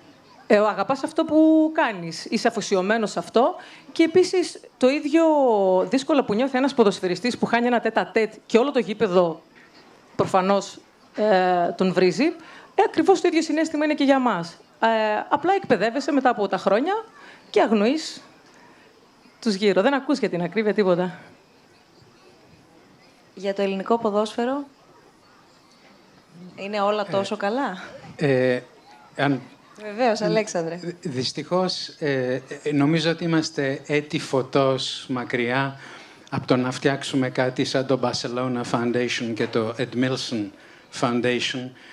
Και πραγματικά είναι τιμή που βρισκόμαστε εδώ μαζί με αυτά τα ιδρύματα και όταν σκεφτόμαστε όμως την κατάσταση του ελληνικού ποδοσφαίρου εδώ τα τελευταία 20 και κάτι χρόνια, το ελληνικό ποδόσφαιρο έχει περάσει σε μια φοβερή κρίση και εγώ προσωπικά δεν βλέπω πώς θα βγούμε από αυτή την κρίση. Υπάρχουν ορισμένες δυνάμεις που μονοπολούν. Η Χρύσα από άποψη διαιτησίας είναι μια λαμπρή εξαίρεση. Πηγαίνοντας κάθε Σαββατοκύριακο στο γήπεδο βλέπουμε άλλα πράγματα και θα ήθελα, αντί να κάνουμε μια πολύ μεγάλη συζήτηση για το ελληνικό ποδόσφαιρο, θα ήθελα να ρωτήσω τον Ζόρντι και τον Εντμίλσον, άμα τους πούμε απλά και μόνο ότι το ελληνικό ποδόσφαιρο περνάει μια πάρα πολύ μεγάλη κρίση εδώ και 20 χρόνια και δεν βλέπουμε διέξοδο, τι συμβουλές μας δίνετε, τι προβλήματα είχατε εσείς να ξεπεράσετε ή μήπως ένα ποδόσφαιρο σαν της Ελλάδας που είναι totalmente corrupto, για να το πω στα ισπανικά, μήπως δεν υπάρχει ελπίδα να γίνει κάτι καλό? Απόλυτα διεφθαρμένο ήταν η λέξη.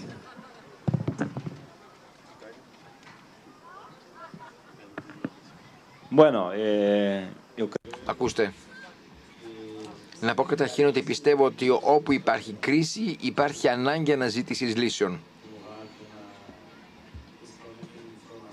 Δεν ξέρω αν το θέμα είναι κυρίως ζήτημα κατάρτισης δεξιοτήτων, αν μπορούν να αναδειχθούν ταλέντα ή αν υπάρχουν προβλήματα περισσότερο σε επίπεδο διοικητικό ή οπουδήποτε αλλού. Έχω κατά νου και την κατάσταση της Βαρκελόνης.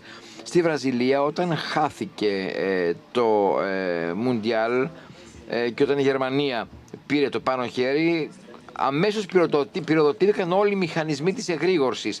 Πρέπει σίγουρα, το είπαμε όλοι, να βελτιωθούμε. Όπου υπάρχει κενό, να το καλύψουμε. Και δεν μιλώ μόνο για την εθνική ομάδα Βραζιλίας, αλλά για όλο τον ποδοσφαιρικό κόσμο στη Βραζιλία. Λοιπόν, αργά αλλά σταθερά βελτιωνόμαστε. Όπου υπάρχουν κενά, τα θεραπεύουμε. Το λέω αυτό βλέποντας και πώς τα πράγματα εξελίσσονται, είτε σε επίπεδο εκπαίδευσης, κατάρτισης και σε επίπεδο κοινωνικής αντιμετώπισης. Μην ξεχνάμε, και το είπαμε και προηγουμένως, ότι το ποδόσφαιρο έχει και μια εκπαιδευτική, διαπλαστική διάσταση που εξυπηρετεί. Αυτό σίγουρα προσπαθούμε να το εξυπηρετήσουμε και από εκεί βελτιωνόμαστε. Ότι πάντοτε όταν έχεις κρίση, αυτό που κάνεις είναι να ψάχνεις λύσεις. Και η λύση θα ήταν η εξερεύνηση, η δημιουργία νέων ταλέντων, αλλά επίσης, και θα μας πει ο Τζόρντι, και από το διοικητικό κομμάτι θα μας πει τι έκανε η Μπαρτσελώνα. Όταν το 2014 η Βραζιλία είχε χάσει από τη Γερμανία, προσπαθήσαμε λοιπόν πάλι να βελτιώσουμε, να αναπτύξουμε το βραζιλιάνικο πρωτάθλημα.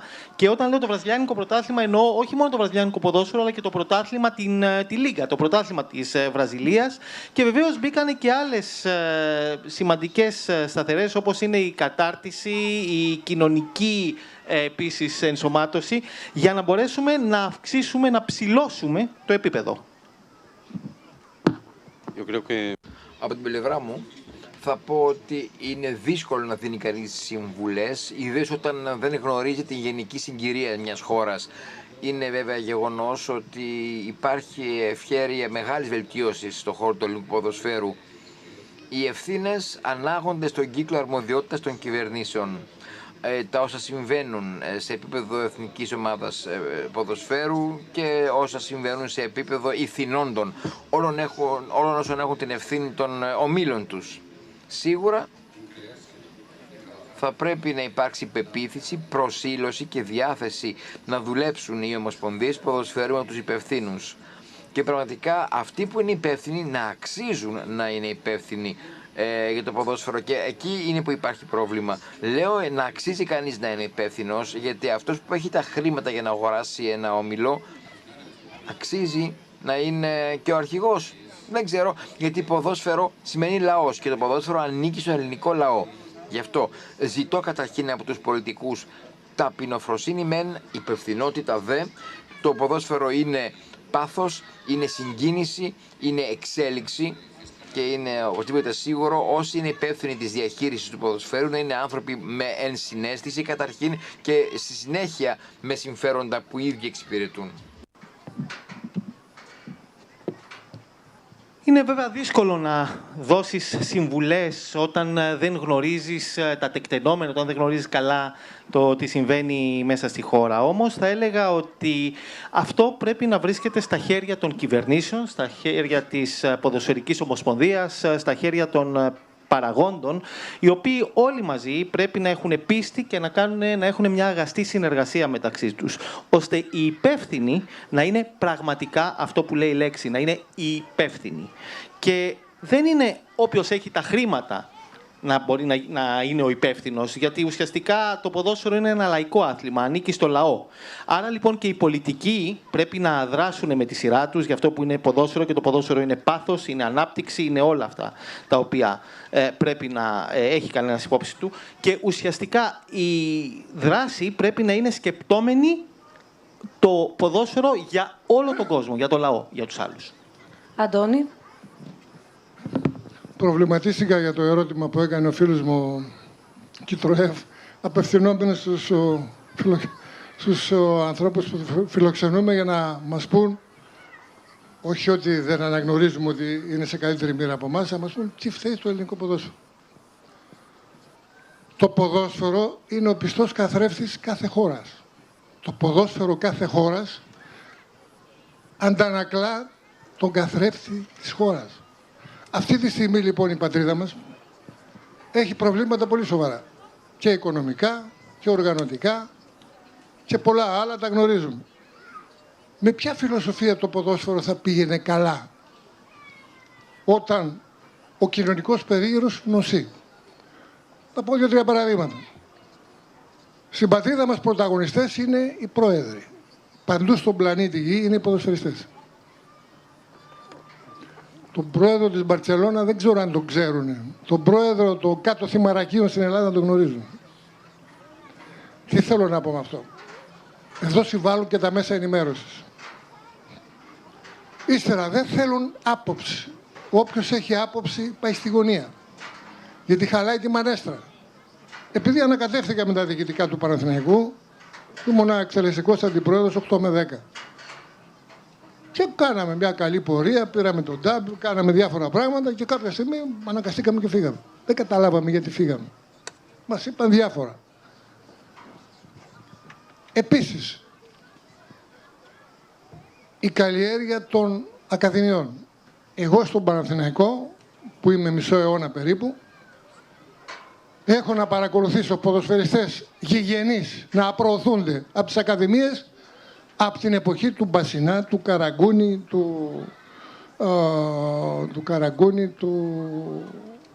του Γκούμα και του τερματοφύλακα του Κώστα του...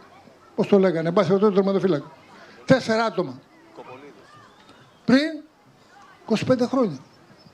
Εδώ και 25 χρόνια ένας δεν προωθήθηκε να κάνει καριέρα. Όχι, προωθήθηκαν πάρα πολύ, αλλά ήρθαν, είδαν και απήλθαν. Δεν τους βοηθάμε κιόλας.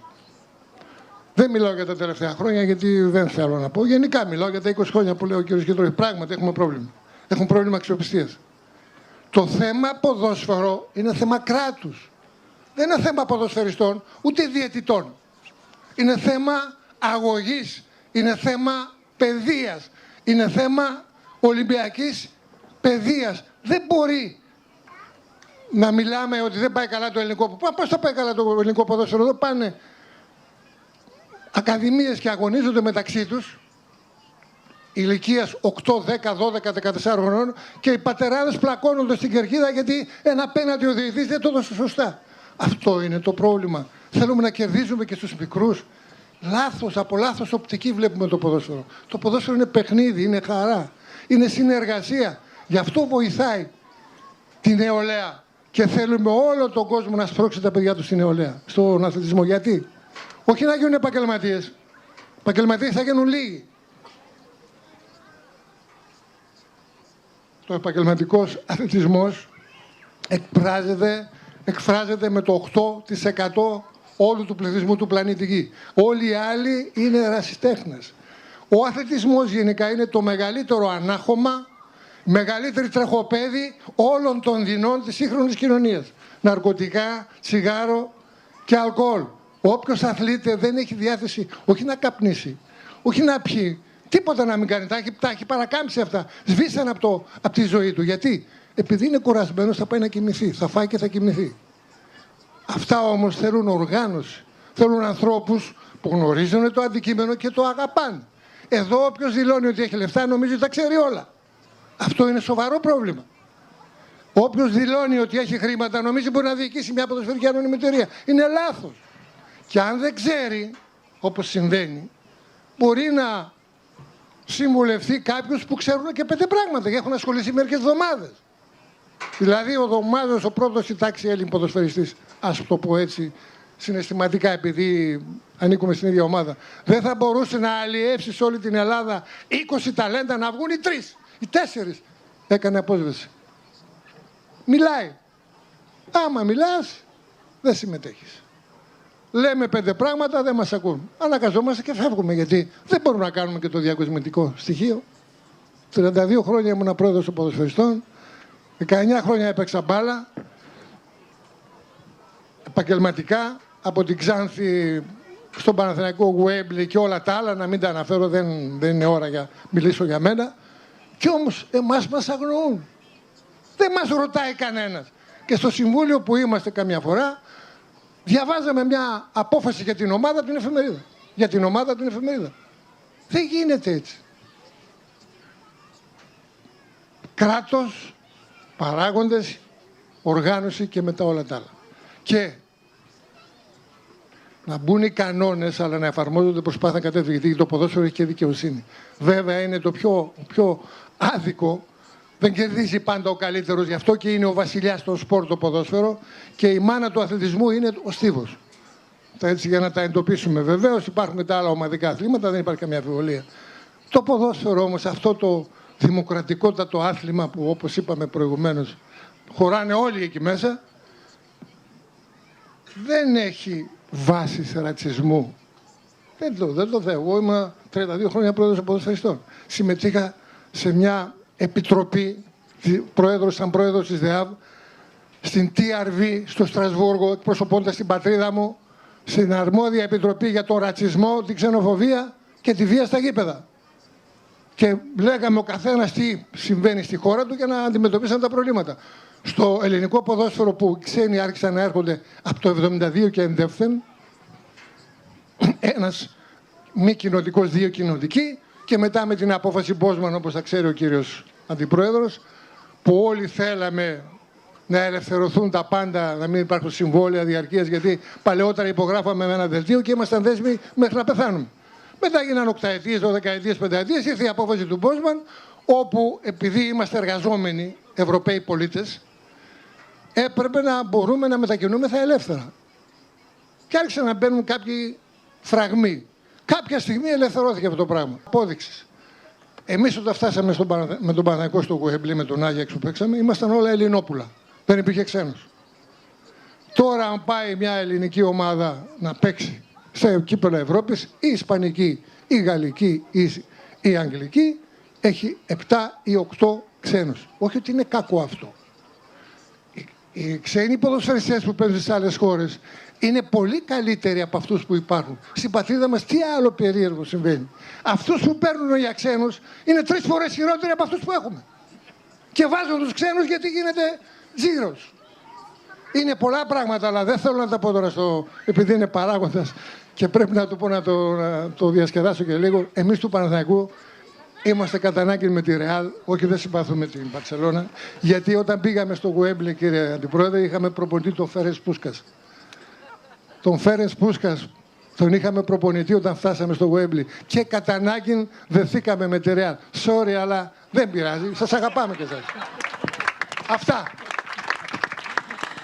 Αντώνη, για την εικόνα του ελληνικού ποδοσφαίρου, το σχόλιο σου να και σε ρωτήσω βεβαίως κάτι. το ρόλο των μέσων, γιατί το έθιξε ο Αντώνης Αντωνιάδης. Φαντάζεσαι να κάνουμε μια συζήτηση για τα προβλήματα της τοπικής αυτοδιοίκησης και να συζητούσαν για αυτά, τι να σου πω, ξέρω εγώ, αυτοί που δουλεύουν ας πούμε σε κάποια γραφεία, κάτι δημοσιογράφοι, αλλά να μην είχαμε κανένα δήμαρχο ας πούμε, να μας πει κάτι. Το λέω γιατί οι δικές μας συζητήσεις είναι δηλαδή πολύ ωραίες. Μπορεί να συζητάμε μέχρι αύριο το πρωί. Αλλά τι είναι το ελληνικό ποδόσφαιρο, αν δεν το διοικήσεις το ελληνικό ποδόσφαιρο και ποιο είναι το πρόβλημά του, αν δεν έχεις περάσει από εκεί, όπως είπε ο Αντώνης Αντωνιάδης, έμεινε 2 χρόνια, πιστεύω ήταν σαν να έχει τελειώσει πανεπιστήμιο. Λοιπόν, δεν νομίζω ότι μπορεί να. 5 πανεπιστήμια. Δεν νομίζω ότι μπορεί εύκολα να έχει γνώμη. Δηλαδή, στο ελληνικό ποδόσφαιρο υπάρχει πάρα πολύ κριτική από ανθρώπους οι οποίοι έχουν τεράστια άγνοια του τι είναι ας πούμε, η διοίκηση μιας ομάδας, το πώς μπορεί να στήσει μια ομάδα, το τι μπορεί να κάνεις. Υπάρχει πάρα πολύ κριτική. Δηλαδή, τα 20 τελευταία χρόνια είναι λέει άθλια. Βεβαίως. Η Εθνική Ελλάδος πήρε το 2004 το Πανευρωπαϊκό. Το 2008 ξαναπήγε στο Πανευρωπαϊκό.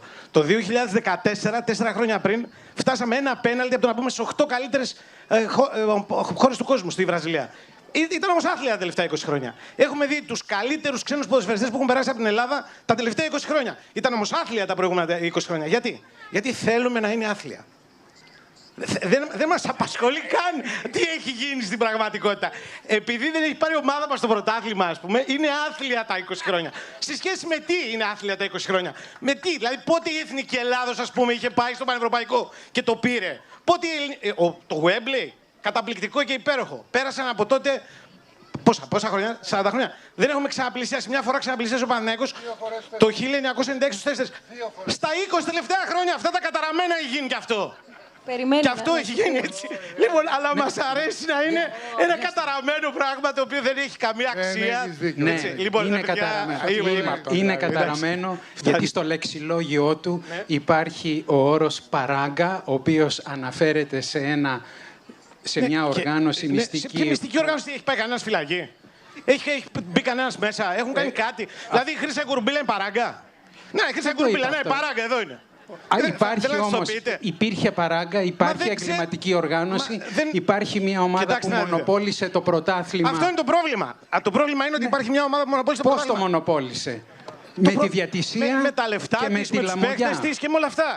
Και προηγουμένως υπήρχε μια άλλη ελληνική ομάδα που μονοπόλησε το πρωτάθλημα. Αλλά μας αρέσει πάρα πολύ. Παράγκα όμως υπήρχε πριν το 96. Να τσακωνόμαστε μεταξύ μας. Εγώ δεν ξέρω αν υπήρχε ή δεν υπήρχε Παράγκα. Εγώ ξέρω ότι η Εθνική Ελλάδος αυτού του άθλιου ποδοσφαίρου. Το 2004 κορμός ο Παναθηναϊκός. Τι θα πει κορμό, γιατί είπαμε το Παναθηναϊκός έφυγε από την Ελλάδα, ήταν σε άλλη χώρα, εδώ ήταν. Εδώ, ποδόσφαιρο εδώ έπαιζε ο Παναθηναϊκός. Ο Παναθηναϊκός είναι μέρος του ελληνικού ποδοσφαίρου. Διάλεξε, πες μου πια να βγάλω. Εντάξει. Κατευθείαν έχετε φάει κόμμα. Μπορούμε πάντως να συμφωνήσουμε κάτι. Ότι αυτή τη στιγμή. Μας γεμίσατε κόκκινες κάρτες. Αυτή τη στιγμή όντως πιάσαμε πάτο. Αυτή τη στιγμή όντως πιάσαμε πάτο. Και όχι γιατί φταίει η Παράγκα ή το ηχή Παράγκα. Αυτή τη στιγμή έχουμε ένα ποδόσφαιρο στο οποίο. Λες εσύ, εγώ μπορώ να πω τι θέλω να πω. Έχουμε ένα ποδόσφαιρο το οποίο έχουμε 7 ομάδες, έτσι, οι οποίες δεν μπορούν να βρουν χρήματα από ένα τηλεοπτικό κανάλι να δείξει τα παιχνίδια τους. Αυτό είναι σήμερα το ελληνικό ποδόσφαιρο. Και προφανώς πιάσαμε πάτο. Διότι αν έχουμε ένα ποδόσφαιρο στο οποίο κανένας δεν θέλει να δείχνει τα παιχνίδια του ποδοσφαίρου, δεν έχουμε ένα ποδόσφαιρο. Απλό είναι. Δηλαδή, σε μια παγκοσμιοποιημένη κατάσταση όπου ο κόσμος τρέχει μπροστά, όπου για τα τηλεοπτικά δικαιώματα σε οποιοδήποτε πρωτάθλημα δίνονται εκατομμύρια, εμείς εδώ πέρα έχουμε ομάδες που δεν μπορούν να βρουν κάποιον να μεταδώσει τα παιχνίδια τους. Όντως. Αυτό είναι δραματικό. Και ελπίζω σε μια επόμενη τέτοια συζήτηση να είναι εδώ πέρα οι άνθρωποι που το διοικούν και που έχουν ευθύνη, γιατί δεν την έχω ούτε εγώ, ούτε ο Αντωνιάδης, ούτε προφανώς οι καλεσμένοι μας, να μας εξηγήσουν γιατί φτάσαμε εδώ. Γιατί ξέφυγες, δεν μπορώ να καταλάβω. Δεν ξέφυγα, Αντώνη μου. Είπα ότι τα 20 τελευταία χρόνια αυτά καταραμένα, κάποια παιδιά πρέπει να πάνε ευρωπαϊκό, να το μηδενίσουμε. Εγώ είπα ότι αποκλειστική ευθύνη είναι του εκάστοτε κράτους. Η λειτουργία του ποδοσφαίρου. Θέτει κανόνες και τους εφαρμόζει. Αυτό δεν το κάνει. Εγώ, Αντώνη μου, απ' την άλλη, όσες φορές έχει μπλέξει το ελληνικό κράτος με το ποδόσφαιρο, θυμάμαι μόνο καταστροφές. Όχι για τους κανόνες να ελέγξει. Μόνο καταστροφές θυμάμαι. Η δημοσιογράφηση σε ποια παράγκα είναι? Η δημοσιογράφηση σε ποια παράγκα είναι? Έχουμε και εμείς δικές μας παράγκες. Προφανώς όλοι έχουμε, δεν μπαίνει θέμα. Εντάξει, άλλωστε η Ελλάδα είναι μια ατέλειωτη παράγκα. Ήδη από το 1974 ήταν το τραγούδι, όχι τώρα. Λοιπόν, αλλά θέλω να πω ότι υπάρχει και πάρα πολύ αυτομαστίγωμα, πάρα πολύ γκρίνια, πάρα πολύ στεναχώρια, πάρα πολύ δηλητήριο, πάρα πολύ όλα. Εντάξει. Βία υπάρχει, περισσότερη? Όχι. Βία υπάρχει γενικά? Βία υπάρχει, αλλά δεν υπάρχει περισσότερη. Δηλαδή, αν θυμηθούμε τι γινόταν το 1980, ας πούμε, στα γήπεδα, έτσι, όταν οι κύριοι παίζανε και σας τα πούνε οι ίδιοι, θα τρομάξει ο κόσμος. Ποια βία τώρα? Δηλαδή, εδώ πια διακόπτονται παιχνίδια και σωστά διακόπτονται, γιατί πέφτουν στο γήπεδο χαρτάκια. Όταν κάποτε, ας πούμε, πέφτανε ξηράφια με, πώς το λένε, με μπουκάλια και μέσα σε πορτοκάλια, ας πούμε. Ή όταν έμπαινε ο άλλος να παίξει τηλεοφόρο και τους πάγανε το χέρι με σιδερόβεργα. Ακόμα και σε αυτό καλύτερα είμαστε. Αλλά μας αρέσει, το ξαναλέω, να είμαστε γκρινιάριδες, να είμαστε στεναχωρημένοι, να είμαστε μουτζούφλιδες. Ο αθλητισμός. Να μην θέλουμε να βλέπουμε τίποτα καλό και είναι και η τιμωρία μας αυτό. Ο αθλητισμός, το ποδόσφαιρο δεν παράγει βία. Η βία αποκλειστικά είναι κοινωνικό φαινόμενο. Γι' αυτό είπα ότι το ποδόσφαιρο είναι ο καθρέφτης της κοινωνίας. Κάθε μέρα δεν έχουμε πορείες, καταλήψεις δεν έχουμε. Δεν είναι βία αυτό. Στην κυκλοφορία δεν είναι βία. Βρίσκουν πρόσφορο έδαφος μερικοί. Τώρα δεν τελευταία πάνε και με κουκούλες στα γήπεδα. Προκειμένου να κρύψουν τι άραγε. Εντάξει, Αντώνη, δίνουν και ραντεβού και πλακώνουν. Δημιουργούν τα προβλήματα. Άρα ο αθλητισμός δεν παράγει βία. Ούτε ξυλώνει ταμπέλες, ούτε σπάει, ούτε επιτίθεται ο κανονικός φύλαθλος στην αστυνομία.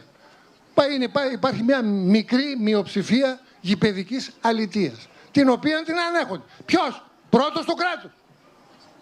Με συγχωρείτε. Έριξαν προχθές στο αγώνα με τον Παναθηναϊκό ΠΑΟΚ κάποιος στην ομάδα μου. Μάθαμε ποιος είναι αυτός. Συνελήφθη, τιμωρήθηκε. Όχι. Έριξε στον ΠΑΟΚ, χάσαν το πρωτάθλημα.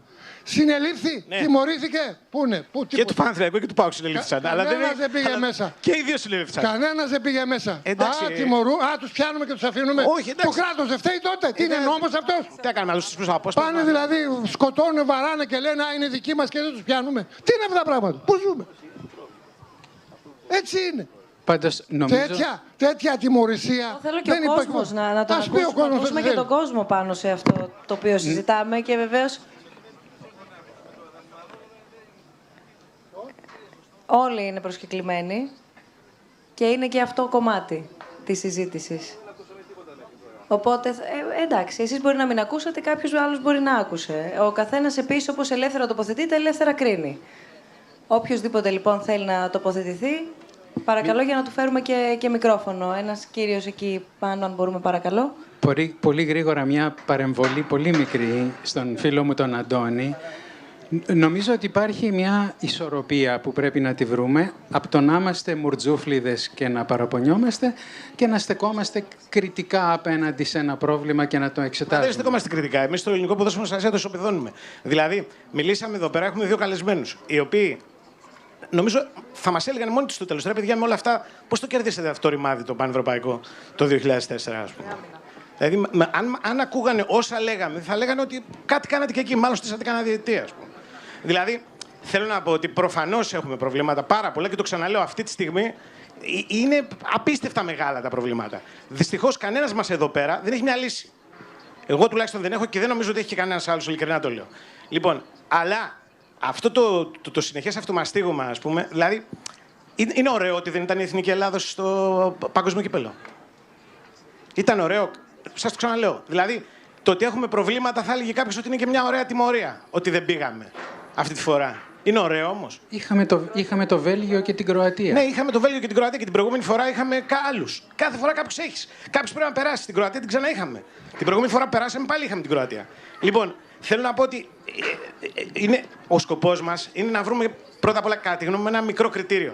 Τι θέλουμε να κάνουμε με αυτό το ποδόσφαιρο. Αν θέλουμε, ας πούμε, ένα ποδόσφαιρο το οποίο είναι λίγο showbiz, όπως είναι, ας πούμε, στη Δυτική Ευρώπη, πρέπει να βάλουμε χρήματα. Να βρούμε ανθρώπους οι οποίοι να βάλουν χρήματα. Το πρώτο και το κύριο. Έτσι, δεν μπορεί τώρα με τα χρήματα, ας πούμε, ό,τι παίρνει ο άλλος από την τηλεόραση να παριστάνει το μεγιστάνα, είναι δύσκολο. Αν θέλουμε να βγάλουμε ταλέντα, πρέπει να δουλέψουμε με σχολές. Πρέπει να κοιτάξουμε να κάνουμε πράγματα έτσι πιο, ας πούμε, είναι το the point οργανωμένα. Για αλλά να πρέπει ακούσουμε, να βρούμε ένα κριτήριο. να ακούσουμε και τον κόσμο. Σας ακούμε. Καλησπέρα σας. Θα ήθελα να πω πριν 5 λεπτά περίπου που υπόθηκε από τον δεξιό κύριο. Τον κύριο Αντωνιάδη. Τον κύριο Αντωνιάδη, ότι δεν υπάρχει τιμωρία γενικά στην Ελλάδα. Είτε είναι ποδόσφαιρο, είτε είναι αθλητισμός, είτε είναι πολιτική. Δεν υπάρχει τιμωρία. Μόνο έτσι θα πρέπει να μπουν κάποια σειρά ώστε να υπάρξει σκοπός, να υπάρξει οργανωμένο αποτέλεσμα, τέλος πάντων. Όπως υπάρχουν παντού κανόνες για να γίνει κάτι, στους κανόνες υπάρχει και η τιμωρία, υπάρχει και η βράβευση. Έτσι θα πρέπει να γίνει σε όλους τους τομείς. Αυτό. Διαφωνείτε μαζί μου δηλαδή? Συμφωνείτε μαζί μου? Ναι, αυτό θέλω να πω, ότι πρέπει να υπάρξει... Όταν βάζεις ένα παιχνίδι θα πρέπει να ισχύουν όλοι οι κανόνες στο παιχνίδι. Και όταν κάποιος πάει και σκοτώνει, ρίχνει ή τσακώνεται, θα πρέπει να υπάρχει τιμωρία. Άμα δεν υπάρχει, δεν θα γίνει τίποτα. Και ίσως να χειροτερεύει κιόλας. Ευχαριστώ. Κάποια άλλη τοποθέτηση, κάποια άλλη ερώτηση? Ο κύριος στην αριστερή εξέδρα. Δεν ξέρω, Εντ Μίλσον, μιας και ο κόσμος βεβαίως και θέλει να σε ακούσει, όπως παρακολουθείς ή ό,τι ακούς από, αν όχι εσύ ο ίδιος, από συμπαίκτες σου ή από ανθρώπους στον χώρο του ποδοσφαίρου, αν έχει τύχει να έχεις ακούσει, χωρίς αυτό να σημαίνει ότι είναι κάτι το οποίο έχεις αναλύσει ή ξέρεις πάρα πολύ καλά, εν πάση περιπτώσει αν έχει πάρει κάτι το αυτί σου για το ελληνικό ποδόσφαιρο. Ναι, ξέρουμε πολλά πράγματα. Πολλοί παίκτες από τη Βραζιλία έχουν παίξει εδώ. Η αλήθεια είναι ότι τα τελευταία χρόνια κάθε φορά ακούω λιγότερο για παίκτες, όπως οι παίκτες που αναφέρθηκαν προηγουμένως. Μιλάμε για παίκτες καλύτερης ποιότητας. Εγώ πιστεύω ότι για να έρθει κάποιος από έξω θα πρέπει να είναι καλύτερος από τους ντόπιους ποδοσφαιριστές. Άρα λοιπόν, ως ιδέα θα έλεγα ότι θα πρέπει να δημιουργηθεί μια επιτροπή μεταρρυθμίσεων, να δουλέψει πολύ και η Ομοσπονδία επάνω σε αυτό και να αναζητηθούν λύσεις σε πράγματα που πρέπει να βελτιωθούν. Το ελληνικό ποδόσφαιρο έχει πάρα πολύ καλούς οπαδούς που τους αρέσει πολύ το ποδόσφαιρο και θα πρέπει να τα τακτοποιήσουμε στην ουσία τα πράγματα, έτσι ώστε οι οπαδοί να μπορούν να λάβουν το καλύτερο θέαμα και το καλύτερο ποδόσφαιρο όπως πρέπει να είναι. Για μένα λοιπόν θα ήταν πολύ σημαντικό να δημιουργηθεί μια επιτροπή. Αυτό το έχει κάνει και η Εθνική Βραζιλίας. Βραζιλίας, δημιούργησε μια επιτροπή μεταρρυθμίσεων και ο κάθε υπεύθυνος μεμονωμένα ταυτόχρονα να μπορέσει να βελτιώσει το ελληνικό ποδόσφαιρο. Εμείς όμως στη Βραζιλία, μας αρέσει πάρα πολύ το ελληνικό ποδόσφαιρο. Ξέρουμε ότι πολλοί παίκτες από τη Βραζιλία έχουν παίξει στο ελληνικό πρωτάθλημα. Βεβαίως, τα τελευταία χρόνια βλέπουμε λιγότερου σχετικά, διότι για να μπορέσει να παίξει κάποιος πρέπει αυτός που θα έλθει να είναι καλύτερος από το υλικό που ήδη υπάρχει εδώ. Αλλά πρέπει να δούμε όλοι μαζί και πρέπει να δει και η Ομοσπονδία τι χρειάζεται για να βελτιωθούν τα πράγματα. Πρέπει ουσιαστικά δηλαδή να εξετάσει τομείς που χρήζουν βελτίωσης. Οι φίλαθλοι εδώ είναι φίλαθλοι με πολύ μεγάλη αγάπη, με πολύ πάθος, αλλά αυτό το οποίο χρειάζεται είναι να δημιουργηθεί μια επιτροπή με σκοπό να αλλάξει τα κακώς κείμενα. Στην Βραζιλία δημιουργήσαμε μια επιτροπή η οποία σκοπό είχε να βελτιώσει την κατάσταση. Άρα λοιπόν θεωρώ ότι και εδώ θα πρέπει σαν ένα έναυσμα να δημιουργηθεί μια επιτροπή η οποία να μπορέσει να βελτιώσει τα κακώς κείμενα του ελληνικού ποδοσφαίρου. Θα το ρωτήσετε παρακαλώ από ποια μέλη απαρτίζεται αυτή η επιτροπή. Bueno. Τα μέλη ήταν ποδοσφαιριστές, παλέμαχοι, ο Τόρες, από το Μουντιάλ του 70, ο Ρικάρντο Ρώσα, ο οποίος ήταν από το 1994, είχε πάρει το πρωτάθλημα, και εγώ. Άρα λοιπόν υπήρχε ταυτόχρονα προέδρους από μια ομάδα του Ρίο, δικηγόρους, με στόχο να αλλάξει το καταστατικό, ιδέες όπως πώς μπορούμε να κάνουμε πιο διεθνές το ποδόσφαιρό μας, να βελτιώσουμε τις ακαδημίες.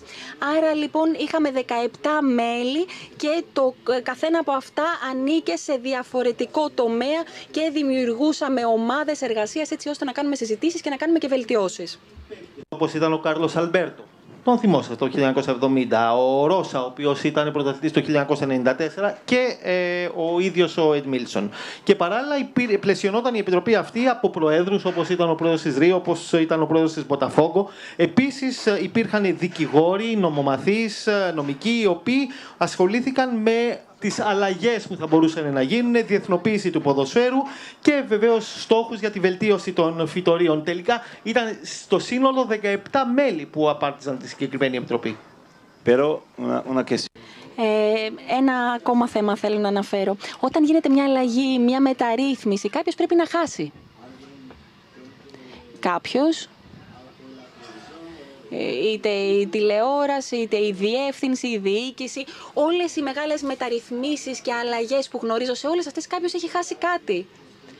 Θα πρέπει λοιπόν οι πολιτικοί ή αυτοί που βρίσκονται πολύ καιρό στη διοίκηση θα πρέπει να συμμετέχουν σε όλη αυτή τη διαδικασία. Το ποδόσφαιρο είναι πολύ πιο σημαντικό από εμένα και αυτό πρέπει να έχω στο μυαλό μου. Καταλαβαίνετε, κάποιος θα χάσει. Είτε αυτός είναι τηλεόραση, είτε κάποιοι παράγοντες. Κάποιοι θα πρέπει να χάσουν. Και όποιοι είναι πάρα πολλά χρόνια θα πρέπει να καταλάβουν ότι πρέπει να αποχωρήσουν, να δώσουν την θέση τους σε κάποιους άλλους. Γιατί ουσιαστικά θα πρέπει να δουν ότι ναι, υπάρχει κάποιος άλλος ο οποίος μπορεί να κάνει μια δουλειά καλύτερη πλέον από αυτή που μέχρι τώρα έκανα εγώ. Για να ακούσουμε και ενώ σιγά σιγά φτάνουμε και στην ολοκλήρωση της απόψινής βραδιάς. Έχουμε ούτως ή άλλως. Καλησπέρα. Καλησπέρα. Εγώ θα συμφωνήσω και με τον κύριο Αντωνιάδη και με τον κύριο Καρπετόπουλο. Απλά εδώ στην Ελλάδα, εγώ νομίζω ότι δεν εκμεταλλευόμαστε τα γεγονότα. Κάναμε Ολυμπιακούς αγώνες, τα στάδια ερημώσανε. Πήραμε το 2004 το Πανευρωπαϊκό, δεν κάναμε τίποτα. Ακαδημίες δεν έχουν γίνει τίποτα. Εγώ είμαι φίλαθλος του Παναθηναϊκού και όπως είπε και ο κύριος Αντωνιάδης, η τελευταία φουρνιά του Παναθηναϊκού ήταν ο Άγγελος ο Πασινάς, ο Κώστας ο Καραγκούνης, τους ανέφερε. Εγώ πιστεύω ότι δεν εκμεταλλευόμαστε τα γεγονότα. Τα αφήνουμε στα ντουλάπια της ιστορίας. Αυτό, τίποτα άλλο. Και εδώ, παρακαλώ στον κύριο. Γεια σας. Εγώ, καταρχάς, Αντώνη Καρπετόπουλε, είσαι πάρα πολύ καλός συγγραφέας. Πάρα πολύ καλός. Δεν είσαι ποδοσφαιριστής. Αυτοί εδώ οι κύριοι, ο κύριος μπροστά, ο Δουνιάδης, ο Δωμάζος, ο Σαργάνης, έχουν σπάσει πόδια, έχουν παίξει πολύ ξύλο. Παναθηναϊκός είμαι κι εγώ, οπότε εσείς Ολυμπιακός, οπότε πριν πάμε το 2004 πάμε το Πανευρωπαϊκό, υπήρχε η Ριζούπολη, υπήρχαν διάφορα. Τα ξέρεις, έτσι καλύτερα από μένα, εγώ ήμουν στην Αμερική τότε. Αλλά ξέρω κάτι άλλο. Ξέρω ότι το Αντωνιάδη το θυμάμαι στα Στήρα του 1975, στο Παγκάκι, με τον Παπαεμμανουήλ που παίζαμε μπάλα στην Αμμουδιά, Αντώνη. Εγώ ήμουν πιτσιρικάς και μας βάραγες πέναλτι και μας πήγες στην άλλη γωνία, συνεχώς. Θυμάμαι και τον Δωμάζο μια φορά σε ένα παιχνίδι Παναθηναϊκού ΑΕΚ που έβγαλε τη φανέλα θυμωμένος και ο Παπαϊωάννου πήγε τη φόρα για να μην πάρει κόκκινη. Έχουν περάσει πολλά χρόνια από τότε. Έχει αλλάξει τελείως και η κοινωνία και το ποδόσφαιρο. Αλλά μην κλείνουμε τα μάτια. Παναθηναϊκοί είμαστε, μας πειράζει που 20 χρόνια είμαστε στη δίαιτα, όπως και ο Ολυμπιακός για 10 χρόνια το 87. Αλλά να είμαστε λίγο αντικειμενικοί, να δούμε τη σαπίλα που υπάρχει. Και παρεμπιπτόντως, γιατί υπόθηκε η λέξη παράγκα, στις αποκρούσεις που δείξατε με τον Banks, εγώ θυμάμαι μία που τότε δεν υπήρχε τηλεόραση να δείξει τις γκολάρες του Αντωνιάδη, τον γκολ που είπε με την Everton. Αυτό το γκολ το είχα δει εγώ στην τηλεόραση. Και είχα δει και τον επαναληπτικό στη Λεωφόρο, με τον Δοκάρη, με τον Κωνσταντίνου, με το Βελιγράδι που οι Ολυμπιακοί λένε για Wembley, το Δοκάρη του Κάρατζιτς, τέλος πάντων. Θυμάμαι λοιπόν τη φάση που κερδάει το Εγάλεο στη Λεωφόρο πέναλτι, το στείνει ο Μητρόπουλος, έτσι η παράγκα μου τον έφερε. Του το βαράει, πέφτει ο Οικονομόπουλος στη γωνία και γυρνάει μπάλα και του καβάρει καρφωτή κεφαλιά και πετάγεται από την άλλη μεριά και το βγάζει από το γάμα έξω. Αυτό ήθελα να πω. Αλλά θέλω να αφήσω με τον Παπαϊωάννη και τον Δωμάζο. Αυτό εμείς ζήσαμε σαν παιδιά και αυτό χάθηκε. Τώρα γιατί χάθηκε θα τα βρείτε εσείς. Εσύ, Αντώνη Καρπετόπουλε, που είσαι και γάτα, θα τα βρεις. Και ο κύριος δίπλα. Καλησπέρα σας. Εγώ είμαι λίγο μικρότερης ηλικίας, αλλά έχω έρθει με το γιο μου, γιατί ο γιος μου είναι 11 χρονών. Ήθελα να γνωρίσει είδωλα δικά μου, είδωλα του πατέρα μου, είδωλα που τα πρόλαβε και εκείνος έτσι μέσα από βιντεάκια, από το YouTube και τα λοιπά. Και επειδή παίζει μπάλα, ήθελα να του δείξω πόσο μεγάλη είναι η χαρά του ποδοσφαίρου, ξεκινώντας από εκεί σαν βάση. Η συζήτηση έφυγε λιγάκι και έφυγε γιατί πάντα εδώ στην Ελλάδα κάτι γίνεται και όλο φεύγει λιγάκι και φεύγει και λίγο παραπάνω και λίγο ακόμα περισσότερο. Το θέμα όμως είναι τι? Ότι χάσαμε αυτό που λέγαμε στην αρχή, τη χαρά του παιχνιδιού. Πολλές φορές εγώ σαν Ολυμπιακός πήγα στο γήπεδο μαζί με το παιδί μου και έφυγα γιατί πονάγανε τα μάτια μου. Δεν ήταν θέμα αυτό που έβλεπα. Και πάρα πολλές φορές ευχαριστήθηκα το παιδί μου 6 και 7 χρονών να παίζει μπάλα με οποιαδήποτε αντίπαλη ομάδα στην ομάδα που παίζει και στο τέλος να φεύγουν τα παιδιά αγκαλιασμένα. Και οι γονείς τσακωμένοι, βεβαίως, γιατί είμαστε Ελλάδα. Έτσι, οι γονείς πάντα τσακωμένοι. Και τσακωμένοι σε ακραίο βαθμό. Από εκεί και πέρα όμως, πολύ ορθώς όλοι λένε για τους παράγοντες, μιλάνε. Το θέμα είναι τι? Αφήσαμε ποτέ στην άκρη ό,τι και να υπάρχει απ' έξω και να προσπαθήσουμε να δούμε μπάλα? Μπαλίτσα είδαμε. Και με αυτό το ερώτημα σας ευχαριστώ πολύ που με ακούσατε. Σας ευχαριστούμε πολύ, ναι, Ανδρέα. Απλώς να κλείσουμε με ένα πιο χαρούμενο. Είναι ότι έχουμε μαζί μας τον Έντμιλσον και πάλι, όχι ως ποδοσφαιριστή, ως άνθρωπο, και να πάρουμε ως παράδειγμα αυτά τα οποία έχει κάνει. Επίσης, να ευχαριστήσω και πάλι το Ίδρυμα της Μπαρσελόνα για όλη τη δουλειά την οποία κάνει και τη συνεργασία την οποία έχουμε. Και το ποδόσφαιρο δεν πεθαίνει. Εμείς θα πεθάνουμε, το ποδόσφαιρο δεν πεθαίνει. Το θέμα είναι τι μπορούμε να κάνουμε όλοι μας, ο καθένας με τον τρόπο του και τον ρόλο τον οποίο έχει, ώστε να γίνει το ποδόσφαιρο καλύτερο. Και αυτό είναι ένα μέρος, που λέει και ο Αντώνης, για μια καλύτερη κοινωνία. Διότι το ποδόσφαιρο είναι πράγματι καθρέφτης μιας κοινωνίας. Και δεν είναι μόνο τα τελευταία 10 χρόνια, τα τελευταία 30-40 χρόνια που η κοινωνία έχει εδώ πέρα πρόβλημα. Έχουμε χάσει πολλές αξίες. Και αυτό φαίνεται πλέον στο ποδόσφαιρο. Αυτό που έλεγε Σπύρο, ο Μίμης και ο Μίμης, αυτό το οποίο κάνανε, δεν θα το βλέπεις ποτέ σήμερα. Λοιπόν, με ένα πιο έτσι, χαρούμενο και αισιόδοξο μήνυμα και να ρωτήσουμε, νομίζω, όλους ποιος θα κερδίσει την Κυριακή. Μου έκλεψες το ερώτημα. Γιατί δεν απαντάς εσύ πρώτος? Λοιπόν, η γνώμη μου είναι ότι θα νικήσει η Κροατία, διότι είναι ο κύκλος της και ο Μόντριτς μου θυμίζει λιγάκι τον Ινιέστα το 2010 όταν κέρδισε η Ισπανία. Ένας παίκτης μπορεί μόνος του, όχι, αλλά όπως και ο Ινιέστα τότε, έτσι και ο Μόντριτς τώρα αντιπροσωπεύει τη φοβερή ψυχή που έχει η Κροατία. Είναι κουρασμένοι, ελπίζω η επιστήμη να τους βοηθήσει. Οι Γάλλοι μπορεί να είναι η καλύτερη ομάδα, αλλά είναι ακόμα πιτσιρίκια. Παραξηγήσιμο. Χρύσα. Με κάλυψε ο Ανδρέας. Βέβαια στις προβλέψεις δεν είμαι καθόλου καλή. Ωστόσο πιστεύω και εγώ ότι η Κροατία θα το σηκώσει. Εντμίλσον τελευταίος. Bueno. Εγώ... Που σε ρώτησα μόλις γνωριστήκαμε, τελευταίος θέλω να μου απαντήσεις για την πρόβλεψή σου και τι βλέπεις για τον τελικό. Vale. Τζόρντι. Εγώ θα είμαι πολιτικά ορθός. Έχουμε παίκτες και στις δύο ομάδες από την Μπαρτσελώνα. Δεν θα εκφράσω την άποψή μου, ελπίζω να κερδίσει το ποδόσφαιρο. Έχουμε παίκτες και από τις δύο εθνικές, άρα θα πω να νικήσει το ποδόσφαιρο. Αντώνη, τι βλέπεις και τι θέλεις? Εγώ θέλω να το πάρει η Γαλλία και θα το πάρει η Γαλλία.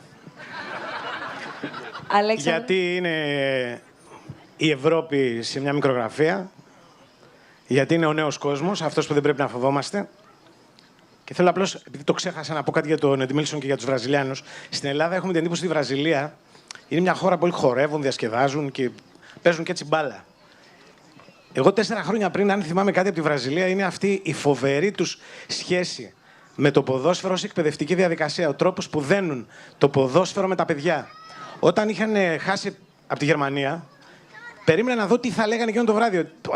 Περίμενα θα επιτεθούν στον προπονητή, θα κάνουν ένα μάζι, θα τσακωνόμαστε, θα λένε ας πούμε, ότι έπρεπε να παίξει ο ένας, έπρεπε να παίξει ο άλλος. Βγήκε ο Ρονάλντο, ο κανονικός αυτός που λέγανε φαινόμενο, και ζήτησε συγγνώμη από τους γονείς των παιδιών που είδαν αυτό το πράγμα, λέγοντας ότι εκείνο το βράδυ τραυματίστηκε μια ολόκληρη γενιά παιδιών.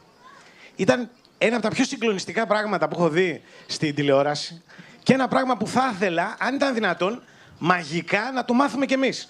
Δηλαδή να μάθουμε ότι το ποδόσφαιρο είναι ένα άθλημα, ένα καταπληκτικό παιχνίδι και συγχρόνως μια φοβερή εκπαιδευτική διαδικασία. Αν το καταφέρναμε αυτό το πράγμα, θα είχαμε λύσει τα μισά προβλήματα του ελληνικού ποδοσφαίρου. Αυτά. Και αλέλα Φράνση. Και εγώ, εάν σταθούμε κριτικά και σοβαρά απέναντι στα προβλήματα, μπορούμε να δώσουμε λύσεις. Όσο αφορά την πρόβλεψη για την Κυριακή, θα συμφωνήσω για πρώτη φορά απόψε με τον Αντώνη Καρπετόπουλο, θα πω και εγώ Γαλλία. Αντώνη. Έχω και εγώ την αίσθηση ότι η Γαλλία στο τέλος θα το πάρει τον τίτλο, γιατί έχει μεγαλύτερη συνοχή σε όλες τις γραμμές. Για πρώτη φορά έχω δει τέτοια επίθεση, τέτοιους αμυντικούς χαφ και τέτοια αμυντική λειτουργία. Δεν τρώει εύκολα γκολ. Φρονώ ότι τελικά θα το πάρει. Δεν μου είναι ποιος θα το πάρει. Λέω ότι θα το πάρει ποδοσφαιρικά η Γαλλία. Δεν λέω σαν τον Αντώνη να το πάρει, θα το πάρει κιόλας. Αλλά νομίζω θα το πάρει. Και επειδή είναι πολλοί γονείς, να κάνω ένα ερώτημα για τους γονείς. Επειδή στέλνουν τα παιδιά στις ακαδημίες. Προσέχετε, μην πιέζετε τα παιδιά ντε και καλά να γίνουν Εντίλσον, Δωμάζος, Παπαϊάνου. Στις ακαδημίες που παίζουν άλλα πράγματα να ελέγξετε πρώτα. Τη συνεργασία, τη συνέπεια, αν λέει αλήθεια, αν προσποιείται. Αυτά που θα διαμορφώσουν το χαρακτήρα τους στη συνέχεια. Γιατί ο αθλητισμός είναι ευθύνη, συνέπεια και συνεργασία. Για τους γονείς αυτό. Ευχαριστώ. Λοιπόν, είστε 1, 2, 3 Γαλλία, Barcelona Foundation κατανοούμε, 1, 2 Κροατία, Εντμίλσον, σε ακούμε. Εγώ πιστεύω ότι η Γαλλία έχει καλύτερη ομάδα, αλλά ότι θα κερδίσει η Κροατία. Εγώ υποστηρίζω την Κροατία. Αλλά θα το πάρει η Κροατία. Θα κερδίσει η Κροατία. Ούτε κανονισμένο να. Νομίζω ότι εσύ θα κρίνεις τώρα το. Σωθήκατε όλοι. Τι σωθήκα, θα πεις τώρα. Όλοι μαζί, λοιπόν. Όχι, να εκτεθείς και εσύ, όχι μόνο εμείς. Να εκτεθώ, αλλά να ξέρω. Σε αυτά που ξέρω εκτίθεμαι. Σε αυτά που δεν ξέρω, ας μου επιτρέψετε. Κάτι παραπάνω, ξέρετε. Λοιπόν, εγώ θέλω να σας ευχαριστήσω πάρα πολύ όλους για το διάλογο που είχαμε. Ναι, ναι, Τζόρντι. Sì,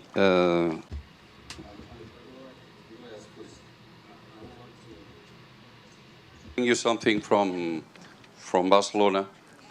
Ανδρέα, έχω κάτι από τη Βαρκελόνη. Αυτή είναι η φανέλα μας, βέβαια.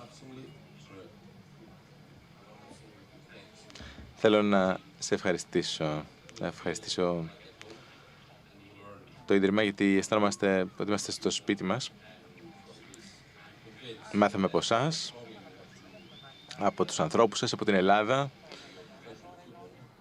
Εύχομαι να βελτιωθεί το ποδόσφαιρο στην Ελλάδα. Θα γίνει.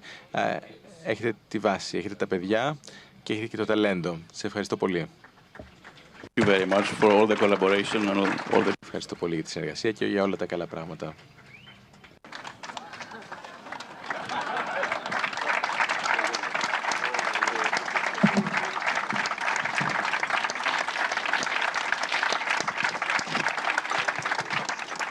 Thank you.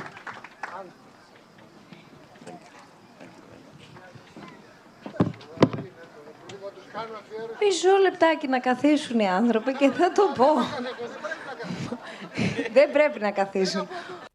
Να σας δώσω το βιβλίο του ο κύριος Αντωνιάδης. Έχει φέρει βιβλία σε όλους με αφιέρωση τόσο σε όλους εμάς όσο και στον Τζόρντι και τον Εντ Μίλσον. Στα αγγλικά είναι του Τζόρντι και του Εντ Μίλσον, στα ελληνικά των υπολείπων. Perfecto, doctor. Thank you. Thank you very much. Qué bien. Gracias. Thank you. Ευχαριστούμε πολύ.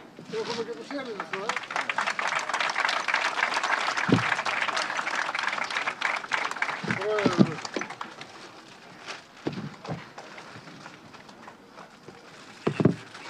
Συγγνώμη, αλλά τι να κάνουμε.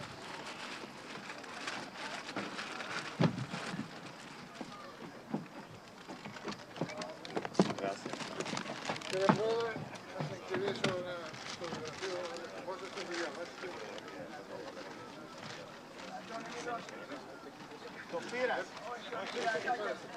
Το πήρα.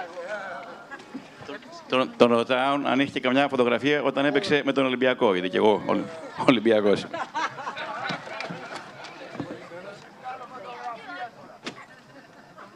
Έχετε ανοιχτή πρόσκληση να γίνετε παρατηρητής ποδοσφαίρου όποτε θέλετε.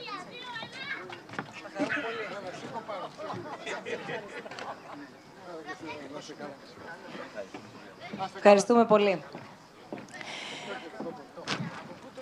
Ευχαριστούμε πολύ και όλους όσους ήσασταν σήμερα εδώ μαζί μας, όλους όσοι μας παρακολουθήσατε μέσω του ίντερνετ, μέσω του live streaming. Ούτως ή άλλως, τις επόμενες ημέρες η συζήτησή μας, όπως κάθε φορά, θα ανέβει και στο site μας, στο ιστοσελίδα μας, www.snf.org. Και ξεκίνησα λέγοντας ότι βρισκόμαστε στην καρδιά του καλοκαιριού. Οι διάλογοι θα είναι εδώ όμως και τον Αύγουστο. Θα πάμε λίγες διακοπές, αλλά θα αποχαιρετήσουμε παρέα το καλοκαίρι με έναν τρόπο που αγαπάμε πάρα πολύ, με έναν τρόπο που θυμίζει τις ρίζες μας και από ό,τι φαίνεται έχουμε ξαναγυρίσει. Τώρα το γιατί μπορεί να μην έχει διευκρινιστεί ακόμα, θα ψάξουμε να το βρούμε, θα χορέψουμε όμως κιόλας και θα γλεντήσουμε, θα ξαναγυρίσουμε στα παραδοσιακά πανηγύρια της Ελλάδας. Έτσι λοιπόν σας περιμένουμε στους διαλόγους του Αυγούστου, 31 Αυγούστου, να αποχαιρετήσουμε το καλοκαίρι εδώ με μία συζήτηση αλλά και με ένα πάρα πολύ μεγάλο πανηγύρι για τα ελληνικά πανηγύρια, για τα ήθη και τα έθιμά μας. Να είστε όλοι καλά και φεύγοντας μην ξεχάσετε όσοι δεν έχετε ήδη πάρει, γιατί βλέπω αρκετούς να φοράτε τις μπλούζες μας, τις μπλούζες του Barcelona Foundation μαζί με τη συνεργασία που υπάρχει με το Ίδρυμα Σταύρος Νιάρχος. Όσοι λοιπόν δεν έχετε πάρει μπορείτε να προμηθευτείτε κατά την έξοδό σας. Καλό σας βράδυ.